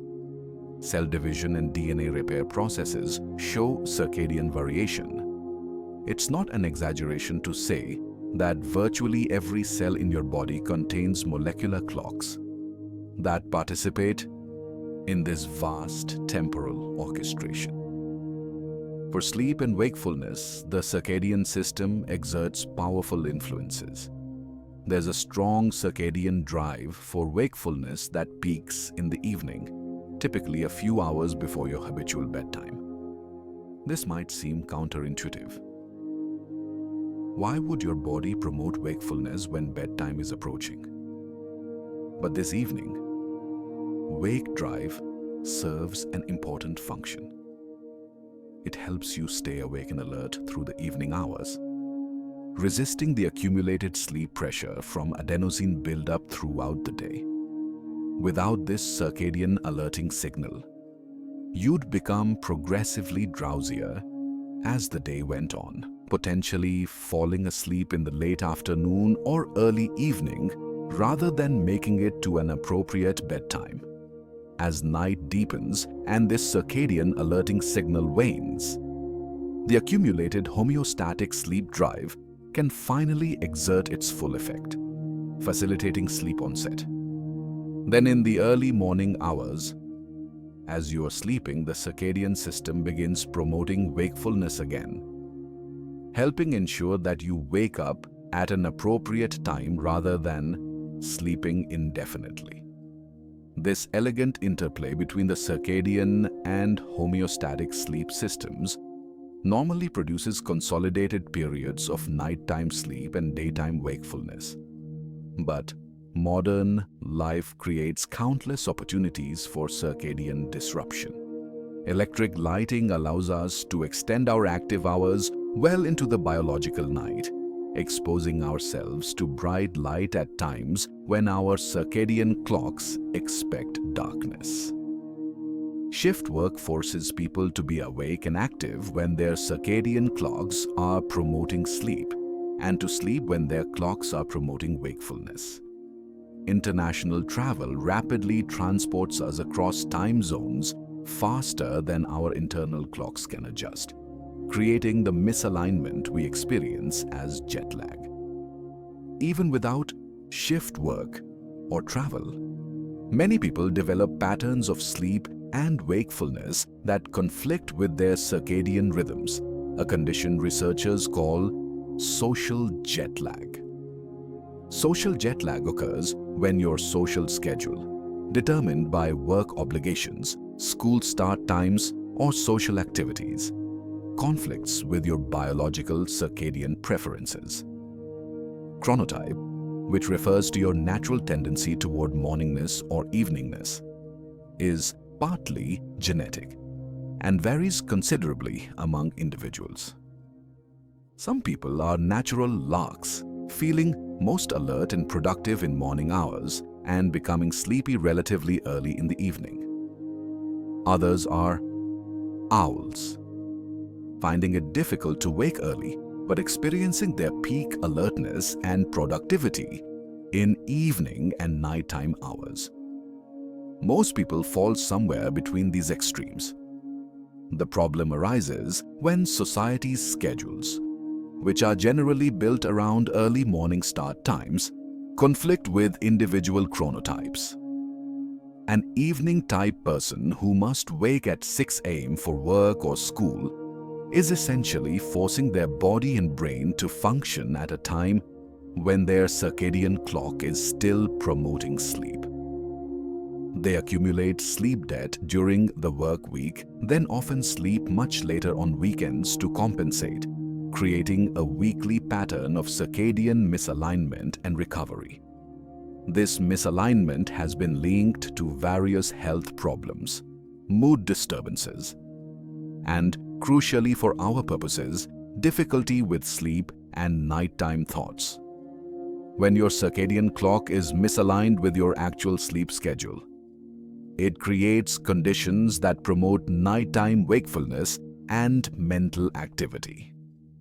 If you're trying to sleep at a time when your circadian system is still promoting alertness, you'll likely lie awake with an active mind. Your brain networks haven't received the circadian signals that should be facilitating the transition towards sleep. Your melatonin levels might not be rising appropriately. Your core body temperature, which should be declining for sleep, might still be relatively high. All these factors make it harder to achieve the physiological and mental state necessary for sleep onset. Blue light exposure from electronic devices in the evening compounds these problems. The melanopsin-containing cells in your retina are particularly sensitive to blue wavelengths, the type of light abundant in smartphone screens, computer monitors, and tablets. When you use these devices in the evening, the blue light exposure sends signals to your circadian clock that essentially say, "It's still daytime. Don't prepare for sleep yet." This can suppress melatonin release, delay your circadian phase, and make it harder to fall asleep when you do finally put the devices away. The timing of meals, physical activity, satiety, and social interaction can also influence circadian rhythms. Your body's peripheral clocks, the circadian timing systems in organs and tissues throughout your body, are influenced by when you eat. Late-night eating can shift these peripheral rhythms, creating internal desynchronization where your central brain clock and peripheral body clocks are no longer aligned. Physical activity has alerting effects and can shift circadian phase depending on when it occurs. Even social interaction can influence circadian rhythms through effects on mood, arousal, and hormone release. What does all this mean for nighttime thoughts? When your circadian system is well entrained to the external environment and aligned with your sleep schedule, it provides biological support for the transition from wakefulness to sleep. The evening decrease in the circadian alerting signal, the rise in melatonin, the decline in body temperature, all these rhythmic changes create conditions that facilitate mental quieting and sleep onset. Your brain networks more easily make the transition from external engagement to internal processing to sleep. But when circadian rhythms are disrupted or misaligned, this support disappears or even works against you. You might feel physically tired with adenosine accumulated from a long day awake, but your circadian system isn't facilitating sleep because it thinks it's still too early based on its current phase. Or you might be trying to sleep at a time when your body temperature is rising rather than falling, when cortisol is beginning to increase rather than remaining low. when circadian alerting signals are strengthening rather than waning. In these situations, even with strong homeostatic sleep pressure, the circadian opposition to sleep can keep your mind active and wakeful. Circadian misalignment also affects mood and emotional regulation in ways that influence nighttime thoughts. Research has shown that circadian disruption is associated with increased rates of depression and anxiety. The mechanisms aren't fully understood, but likely involve the effects of circadian signals on brain regions involved in emotion, including areas we've discussed like the amygdala and prefrontal cortex. When circadian rhythms are disrupted, the normal daily patterns of emotional reactivity and regulation can be thrown off, potentially leading to heightened anxiety or negative mood, particularly during certain times of the day or night. Some people experience a phenomenon where their mood and anxiety levels vary predictably with time of day, often worsening in the evening or late at night. This diurnal variation in mood can be driven by circadian factors, with the biological changes occurring at certain circadian phases either exacerbating or alleviating mood symptoms. For someone experiencing this pattern, the approach of bedtime might coincide with the circadian phase when anxiety or negative mood naturally intensifies, creating a perfect storm for nighttime thoughts. The thoughts aren't just about problems or concerns. They are experienced through the lens of heightened anxiety or depression driven partly by circadian factors. The good news is that circadian rhythms, while powerful, are also malleable. Unlike genetic factors that can't be changed, circadian rhythms can be shifted and strengthened through behavioral interventions. Consistent sleep-wake schedules, appropriate light exposure patterns, and aligned meal times can all help optimize circadian function. Getting bright light exposure, particularly blue-enriched light in the morning, helps advance your clock if you're an evening type trying to shift earlier. Avoiding bright light in the evening, particularly blue wavelengths, helps prevent delays. Keeping your bedroom dark during sleep supports proper melatonin production and circadian alignment. For people whose work schedules or social obligations conflict with their natural chronotype, complete alignment may not be possible. But even partial improvements in circadian health can make a difference. Understanding your chronotype can help you work with your natural tendencies rather than constantly fighting against them. It can inform decisions about when to schedule important activities, when to allow downtime, and how to manage your sleep environment. The relationship between circadian rhythms and nighttime thoughts is bidirectional. Disrupted circadian rhythms can contribute to nighttime wakefulness and mental restlessness. But struggling with nighttime thoughts and consequent sleep problems can further disrupt circadian rhythms, creating a cycle of progressive dysregulation. Breaking this cycle often requires addressing both sides, improving circadian health through light exposure, schedule regularity, and other behavioral factors, while also working on the psychological and cognitive aspects that fuel nighttime thinking. Understanding circadian rhythms transforms how we think about nighttime thoughts. Instead of seeing racing thoughts solely as a psychological problem to be overcome through mental effort, we can recognize the biological dimension. Your body clock exerts powerful influences on your mental state. And when that clock is out of sync, it creates conditions where thoughts naturally become more active and harder to control. Working with your circadian biology rather than against it becomes an essential part of cultivating nighttime mental peace. the phenomenon of thought amplification. Beyond all the biological and psychological factors we've explored, there's another dimension to why thoughts get louder at night that has to do with the fundamental nature of perception and attention. During nighttime hours, particularly as we're trying to fall asleep, we experience a phenomenon that could be called thought amplification, where the same thoughts that might pass by barely noticed during the day suddenly feel overwhelmingly loud, urgent, and impossible to ignore. Understanding this amplification effect helps explain why nighttime thinking feels so different from daytime thinking.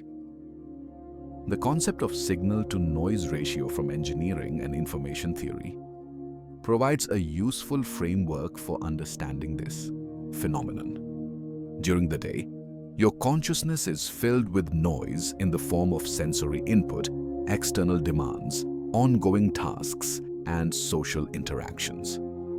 Against this high level of background noise, individual thoughts are relatively quiet signals.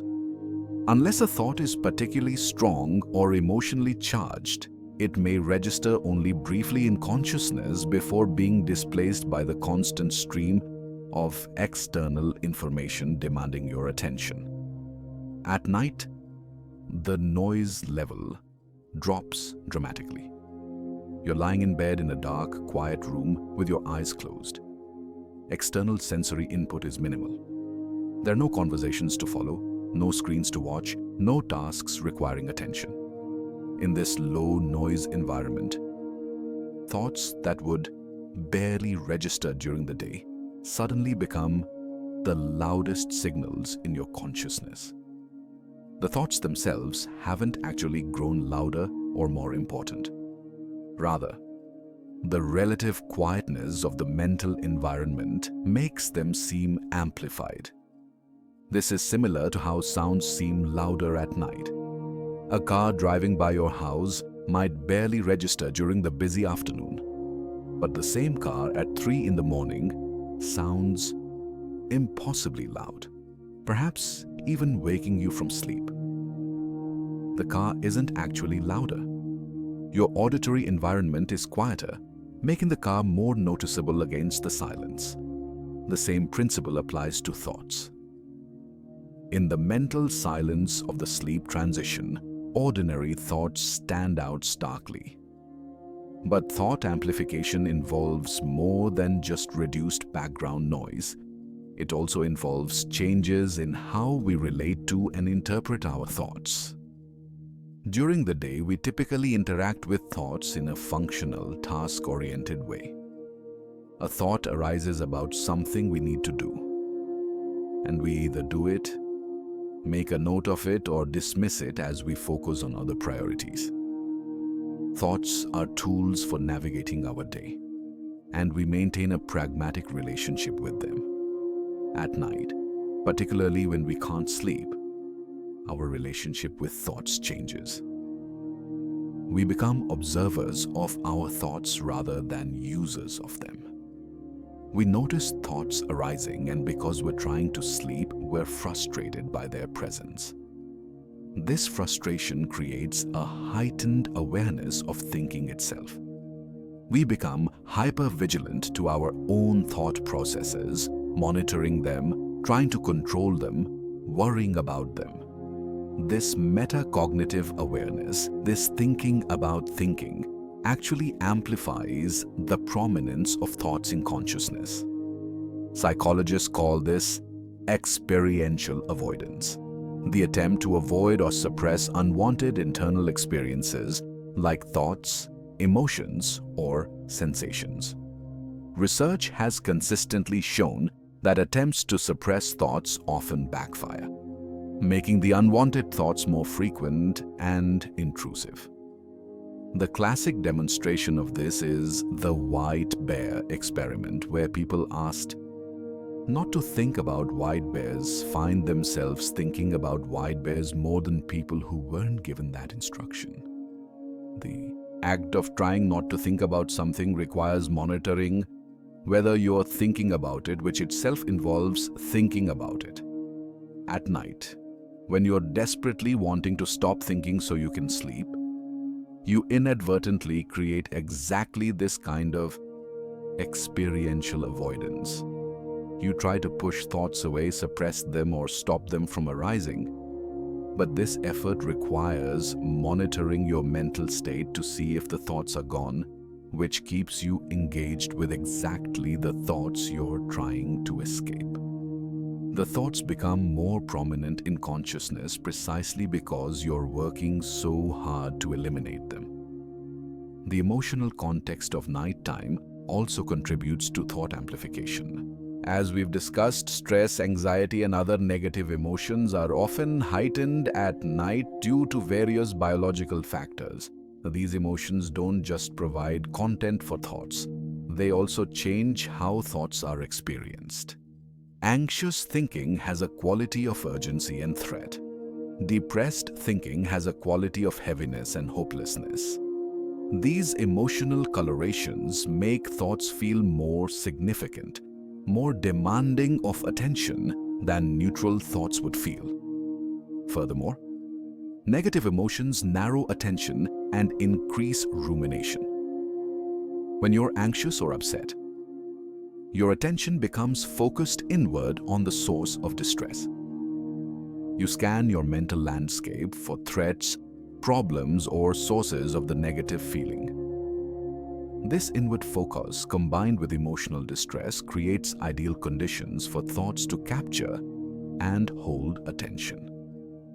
What might have been a fleeting worry during the day becomes an all-consuming preoccupation at night when viewed through the lens of heightened negative emotion.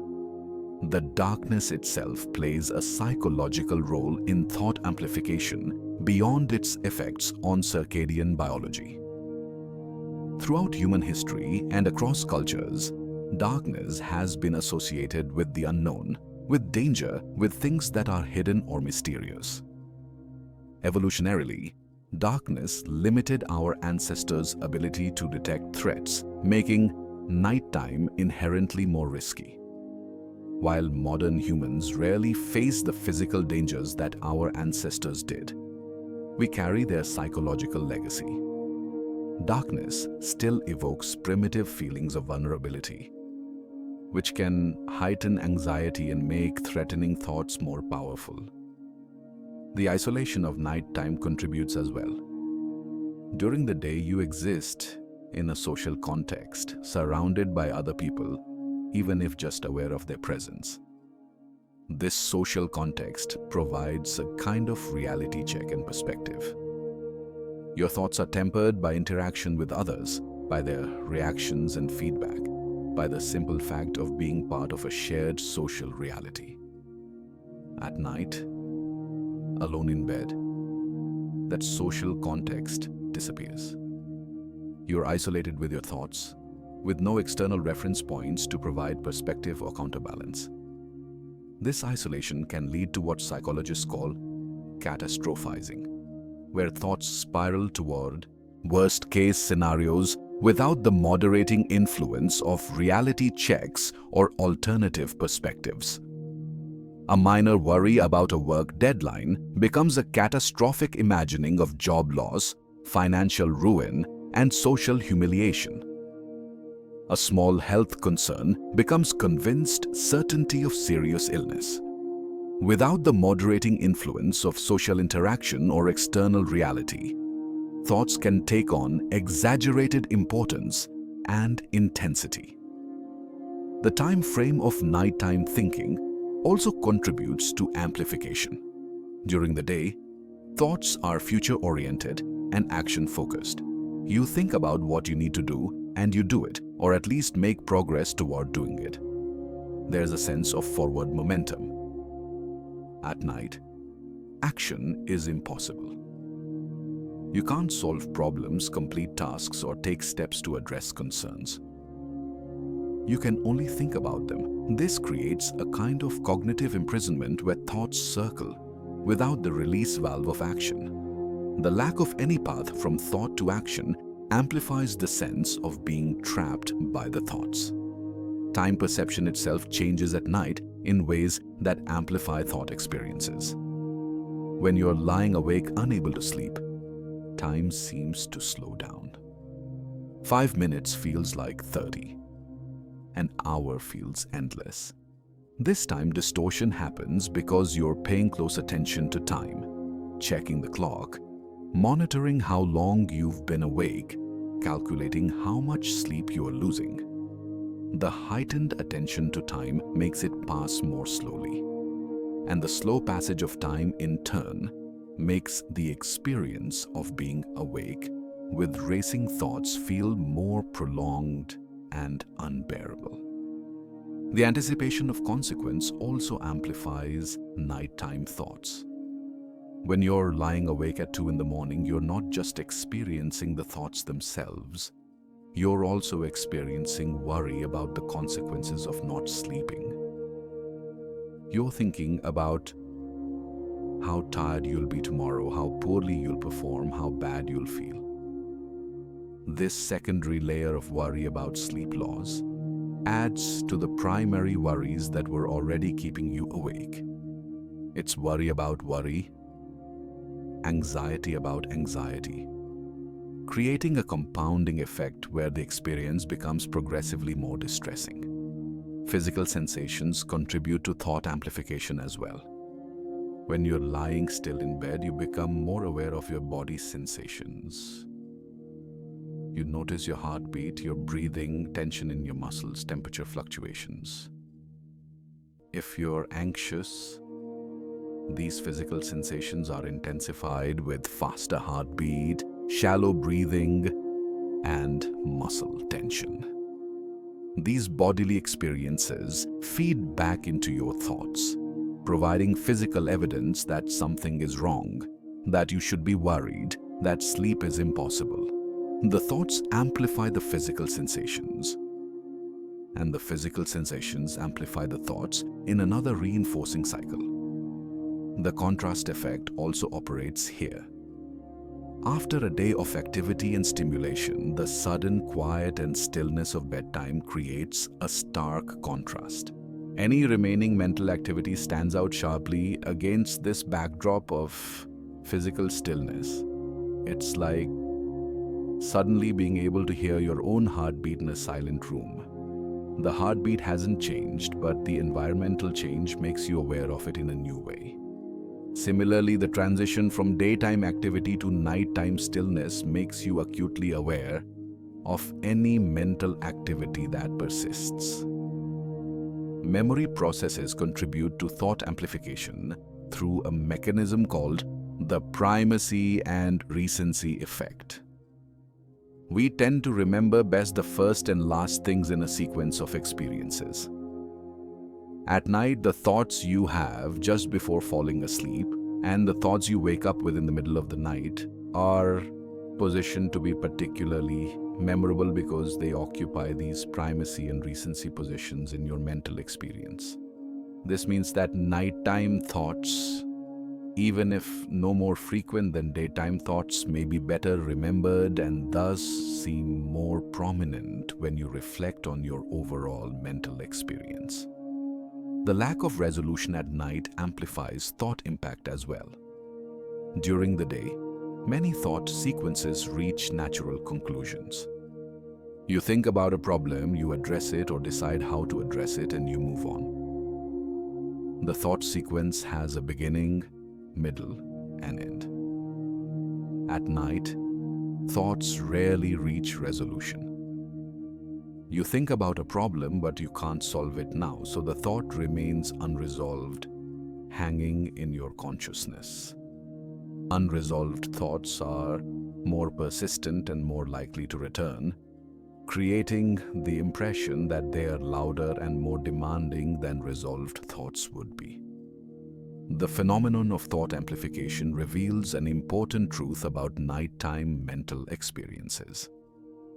The content of your thoughts may not actually be different at night than during the day. You may be thinking about the same concerns, the same problems, the same worries, but the context in which those thoughts arise, the mental environment in which they are experienced, and your relationship with them fundamentally changes their character. They feel louder, more urgent, more overwhelming, not because they've changed, but because everything around them has changed. Understanding thought amplification can actually help reduce it. When you recognize that thoughts seem louder because of context rather than content, you can stop believing that every nighttime thought is as urgent and important as it feels. You can develop a more balanced perspective, recognizing that the same thought will likely feel very different in the morning when the amplifying factors are removed. This doesn't make the thoughts disappear, but it can reduce the distress they cause and make it easier to coexist with them rather than fighting against them.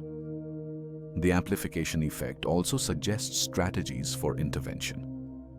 Reducing the signal-to-noise ratio can make thoughts less prominent.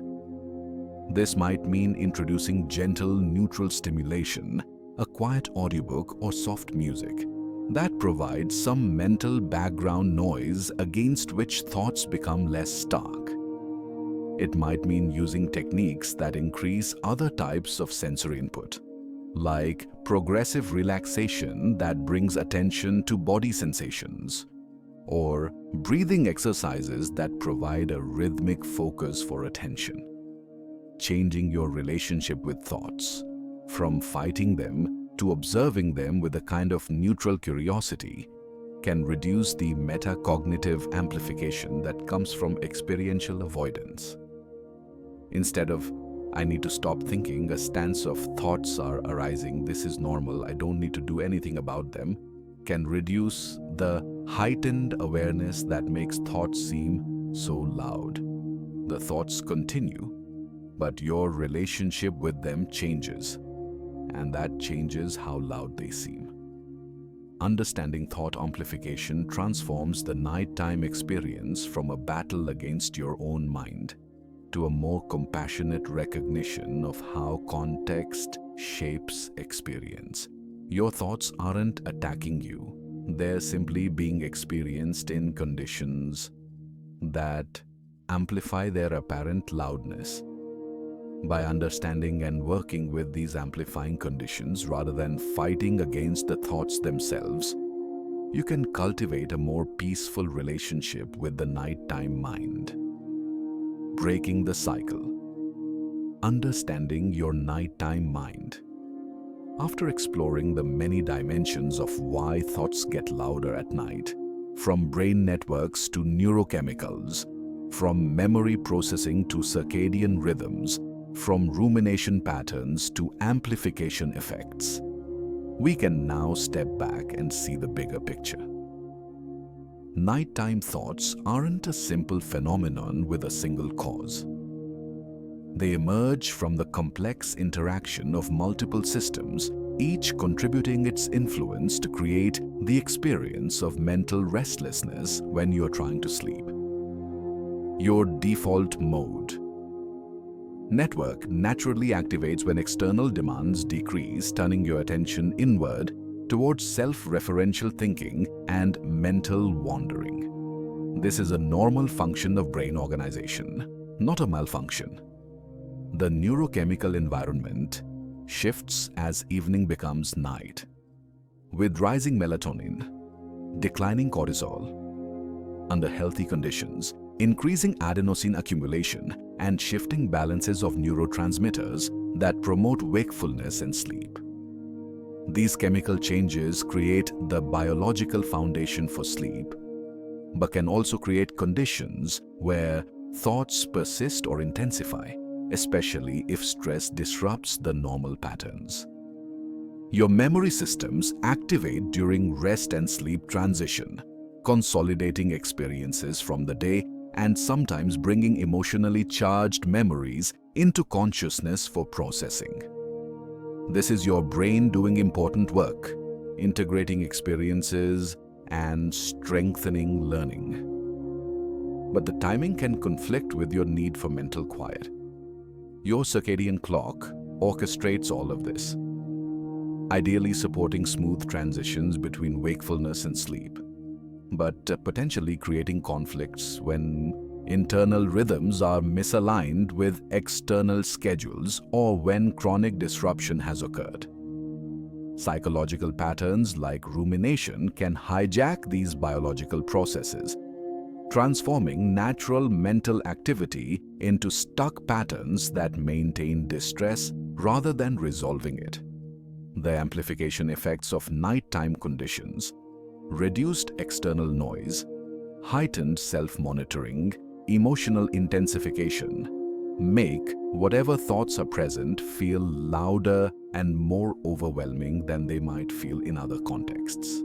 And underlying all of this may be stress, anxiety, unresolved emotions, or life circumstances that provide the content that fuels nighttime thinking. Seeing this complete picture is important because it highlights why simple solutions often don't work.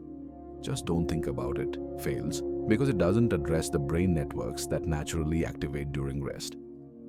Just take a sleeping pill.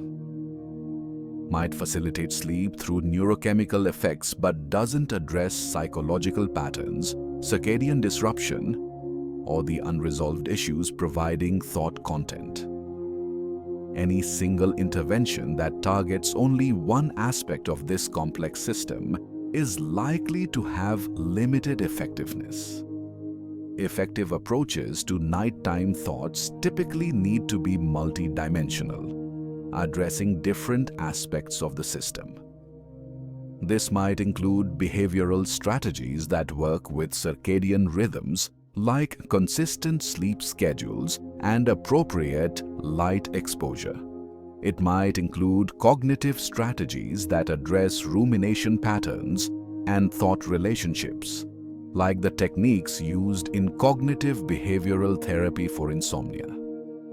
It might include stress management and emotion processing practices that reduce the overall activation of stress systems and address the content fueling nighttime thinking. It might include relaxation techniques that influence the physiological arousal systems that can keep you awake even when you are mentally tired. It might include changes to sleep environment that reduce amplification effects or changes to evening routines that support better circadian alignment and mental transition towards sleep. The specific combination that works best varies from person to person because the relative contribution of different factors varies among individuals. For some people, the primary issue is circadian misalignment, being an evening chronotype trying to function on an early morning schedule. For these people, addressing circadian factors through light exposure, schedule adjustments where possible, or working with rather than against their chronotype may be most helpful. For others, the primary issue is rumination and anxiety, psychological patterns that hijack the sleep transition. For these people, cognitive and psychological interventions may be most important. For still others, unprocessed stress or trauma provides the fuel for nighttime thoughts, and addressing those underlying issues through therapy, stress management, or other psychological approaches becomes key. Some people face primarily biological disruptions, perhaps from medical conditions, medications, or hormonal changes that alter the neurochemical foundations of sleep. These people may need medical interventions alongside behavioral and psychological strategies. The encouraging news is that understanding these systems and how they interact opens up many possible pathways for intervention. You're not stuck with only one option. If one approach doesn't help, there are others to try, and often addressing one aspect of the system creates positive ripple effects through the others. Better sleep improves stress levels, which improves circadian function, which reduces rumination, which further improves sleep. Negative cycles can become positive cycles. It's also important to maintain realistic expectations. For most people who struggle with nighttime thoughts, the goal isn't to achieve a permanently blank mind or to never have thoughts at bedtime. Thoughts arising during the sleep transition is normal. The goal is to change your relationship with those thoughts, to reduce their intensity and distress, to prevent them from consistently preventing sleep. It's to move from a state where nighttime thinking is agonizing and sleep disrupting to a state where thoughts may still arise, but don't dominate your experience or prevent rest. This process takes time. The patterns that contribute to loud nighttime thoughts often developed over months or years and won't reverse overnight. But gradual improvement is possible and typical when people consistently apply strategies that address the multiple dimensions of the problem. Small improvements compound over time. Sleep gets a little better, which reduces stress, which makes the next night a little easier, which builds confidence and reduces anxiety about sleep, which further improves sleep. Self-compassion emerges as an essential component throughout this process. Judging yourself harshly for having nighttime thoughts, berating yourself for not being able to sleep, or feeling like a failure because your mind won't quiet down, all of these add another layer of distress on top of the primary problem. They activate stress responses that further disrupt sleep. They create performance anxiety around sleep that makes sleep harder to achieve. They turn a biological and psychological challenge into a referendum on your worth as a person. Understanding that nighttime thoughts emerge from complex biological and psychological systems helps create space for self-compassion. You're not failing at sleep. You're experiencing the predictable consequences of how brain networks, neurochemicals, memory systems, circadian rhythms, and psychological patterns interact under specific conditions. These are challenges to be understood and worked with, not character flaws to be ashamed of. The expertise you develop through understanding your own nighttime mind can also help you recognize when professional help might be useful.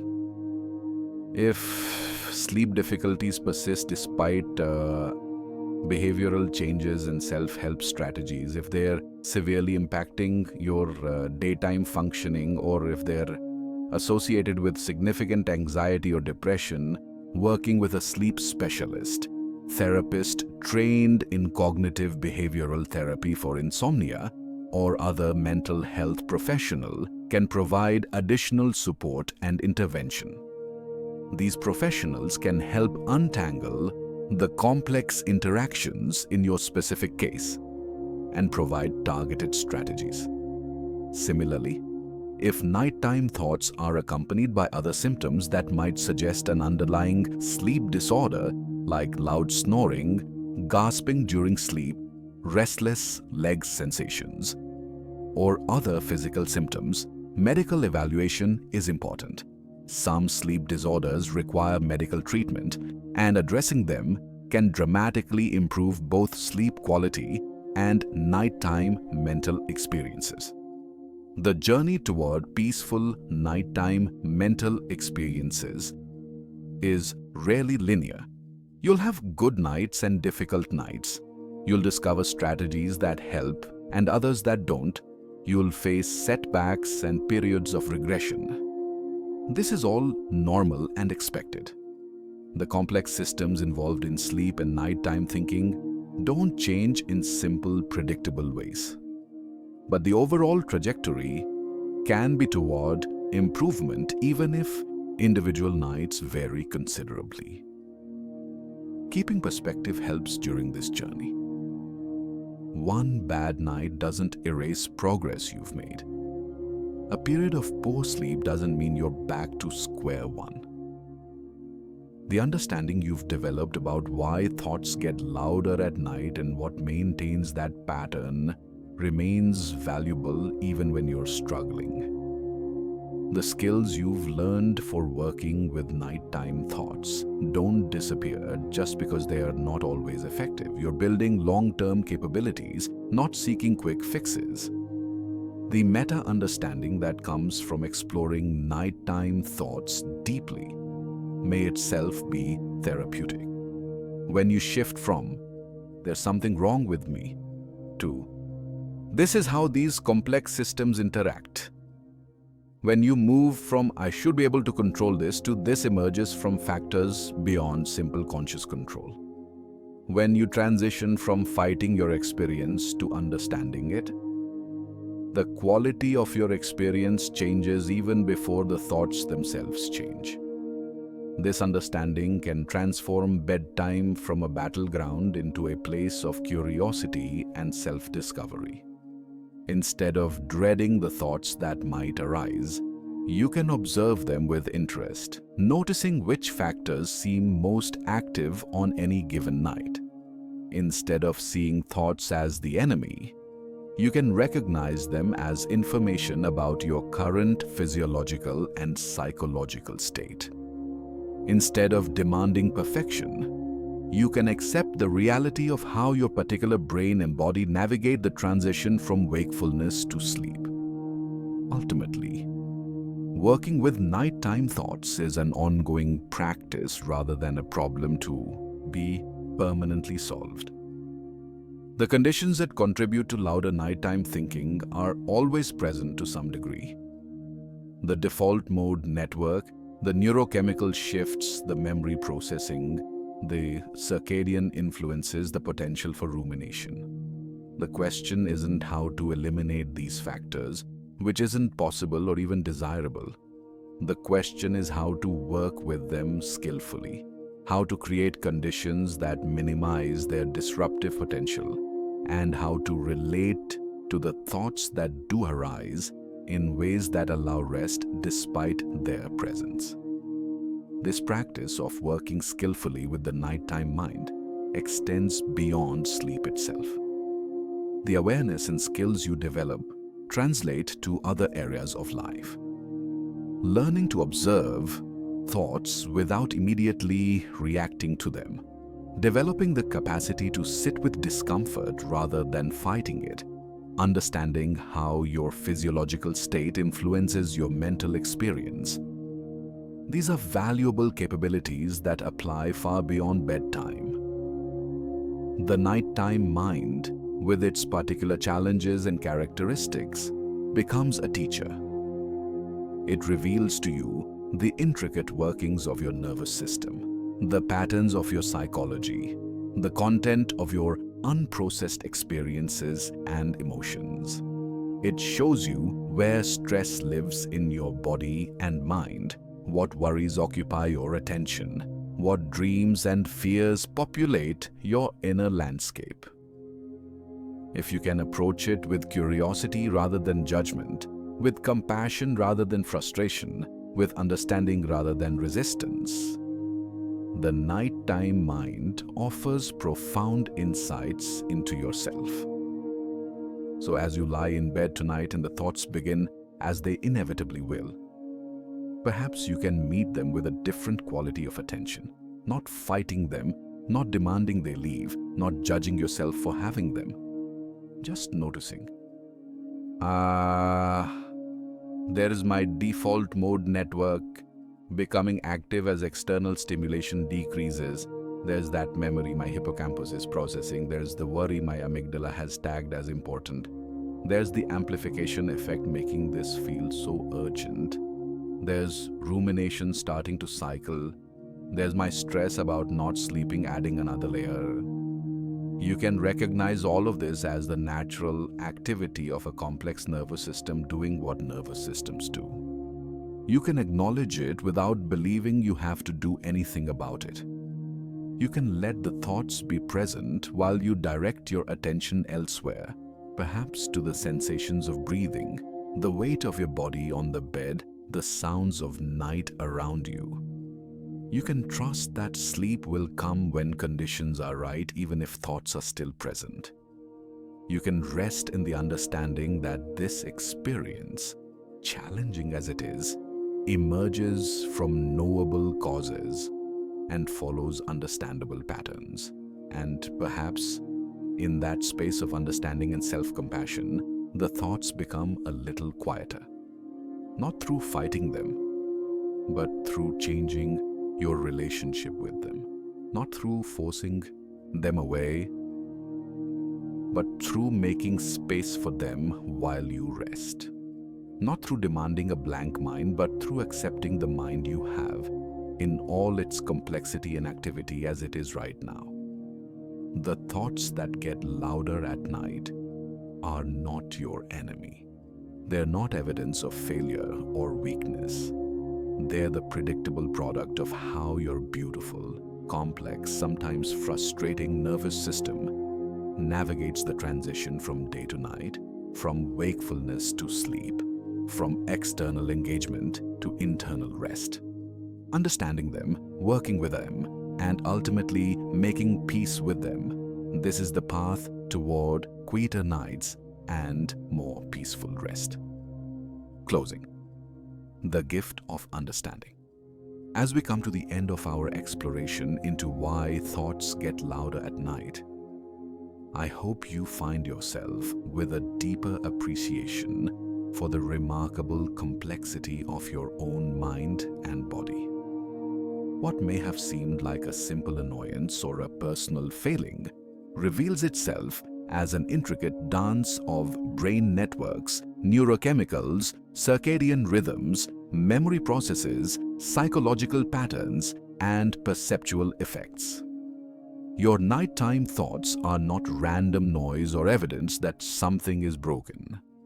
They're the natural consequence of being human, with all the biological and psychological complexity that entails. Tonight, when you climb into bed and close your eyes, you'll do so with new understanding. You'll recognize the shift in your brain networks as your default mode network activates. You'll understand the neurochemical changes unfolding as melatonin rises and your body prepares for sleep. You'll see your thoughts not as invaders to be fought, but as natural products of a mind processing its experiences and preparing for rest. This understanding itself can transform your experience even before anything else changes. And remember, you're not alone in this.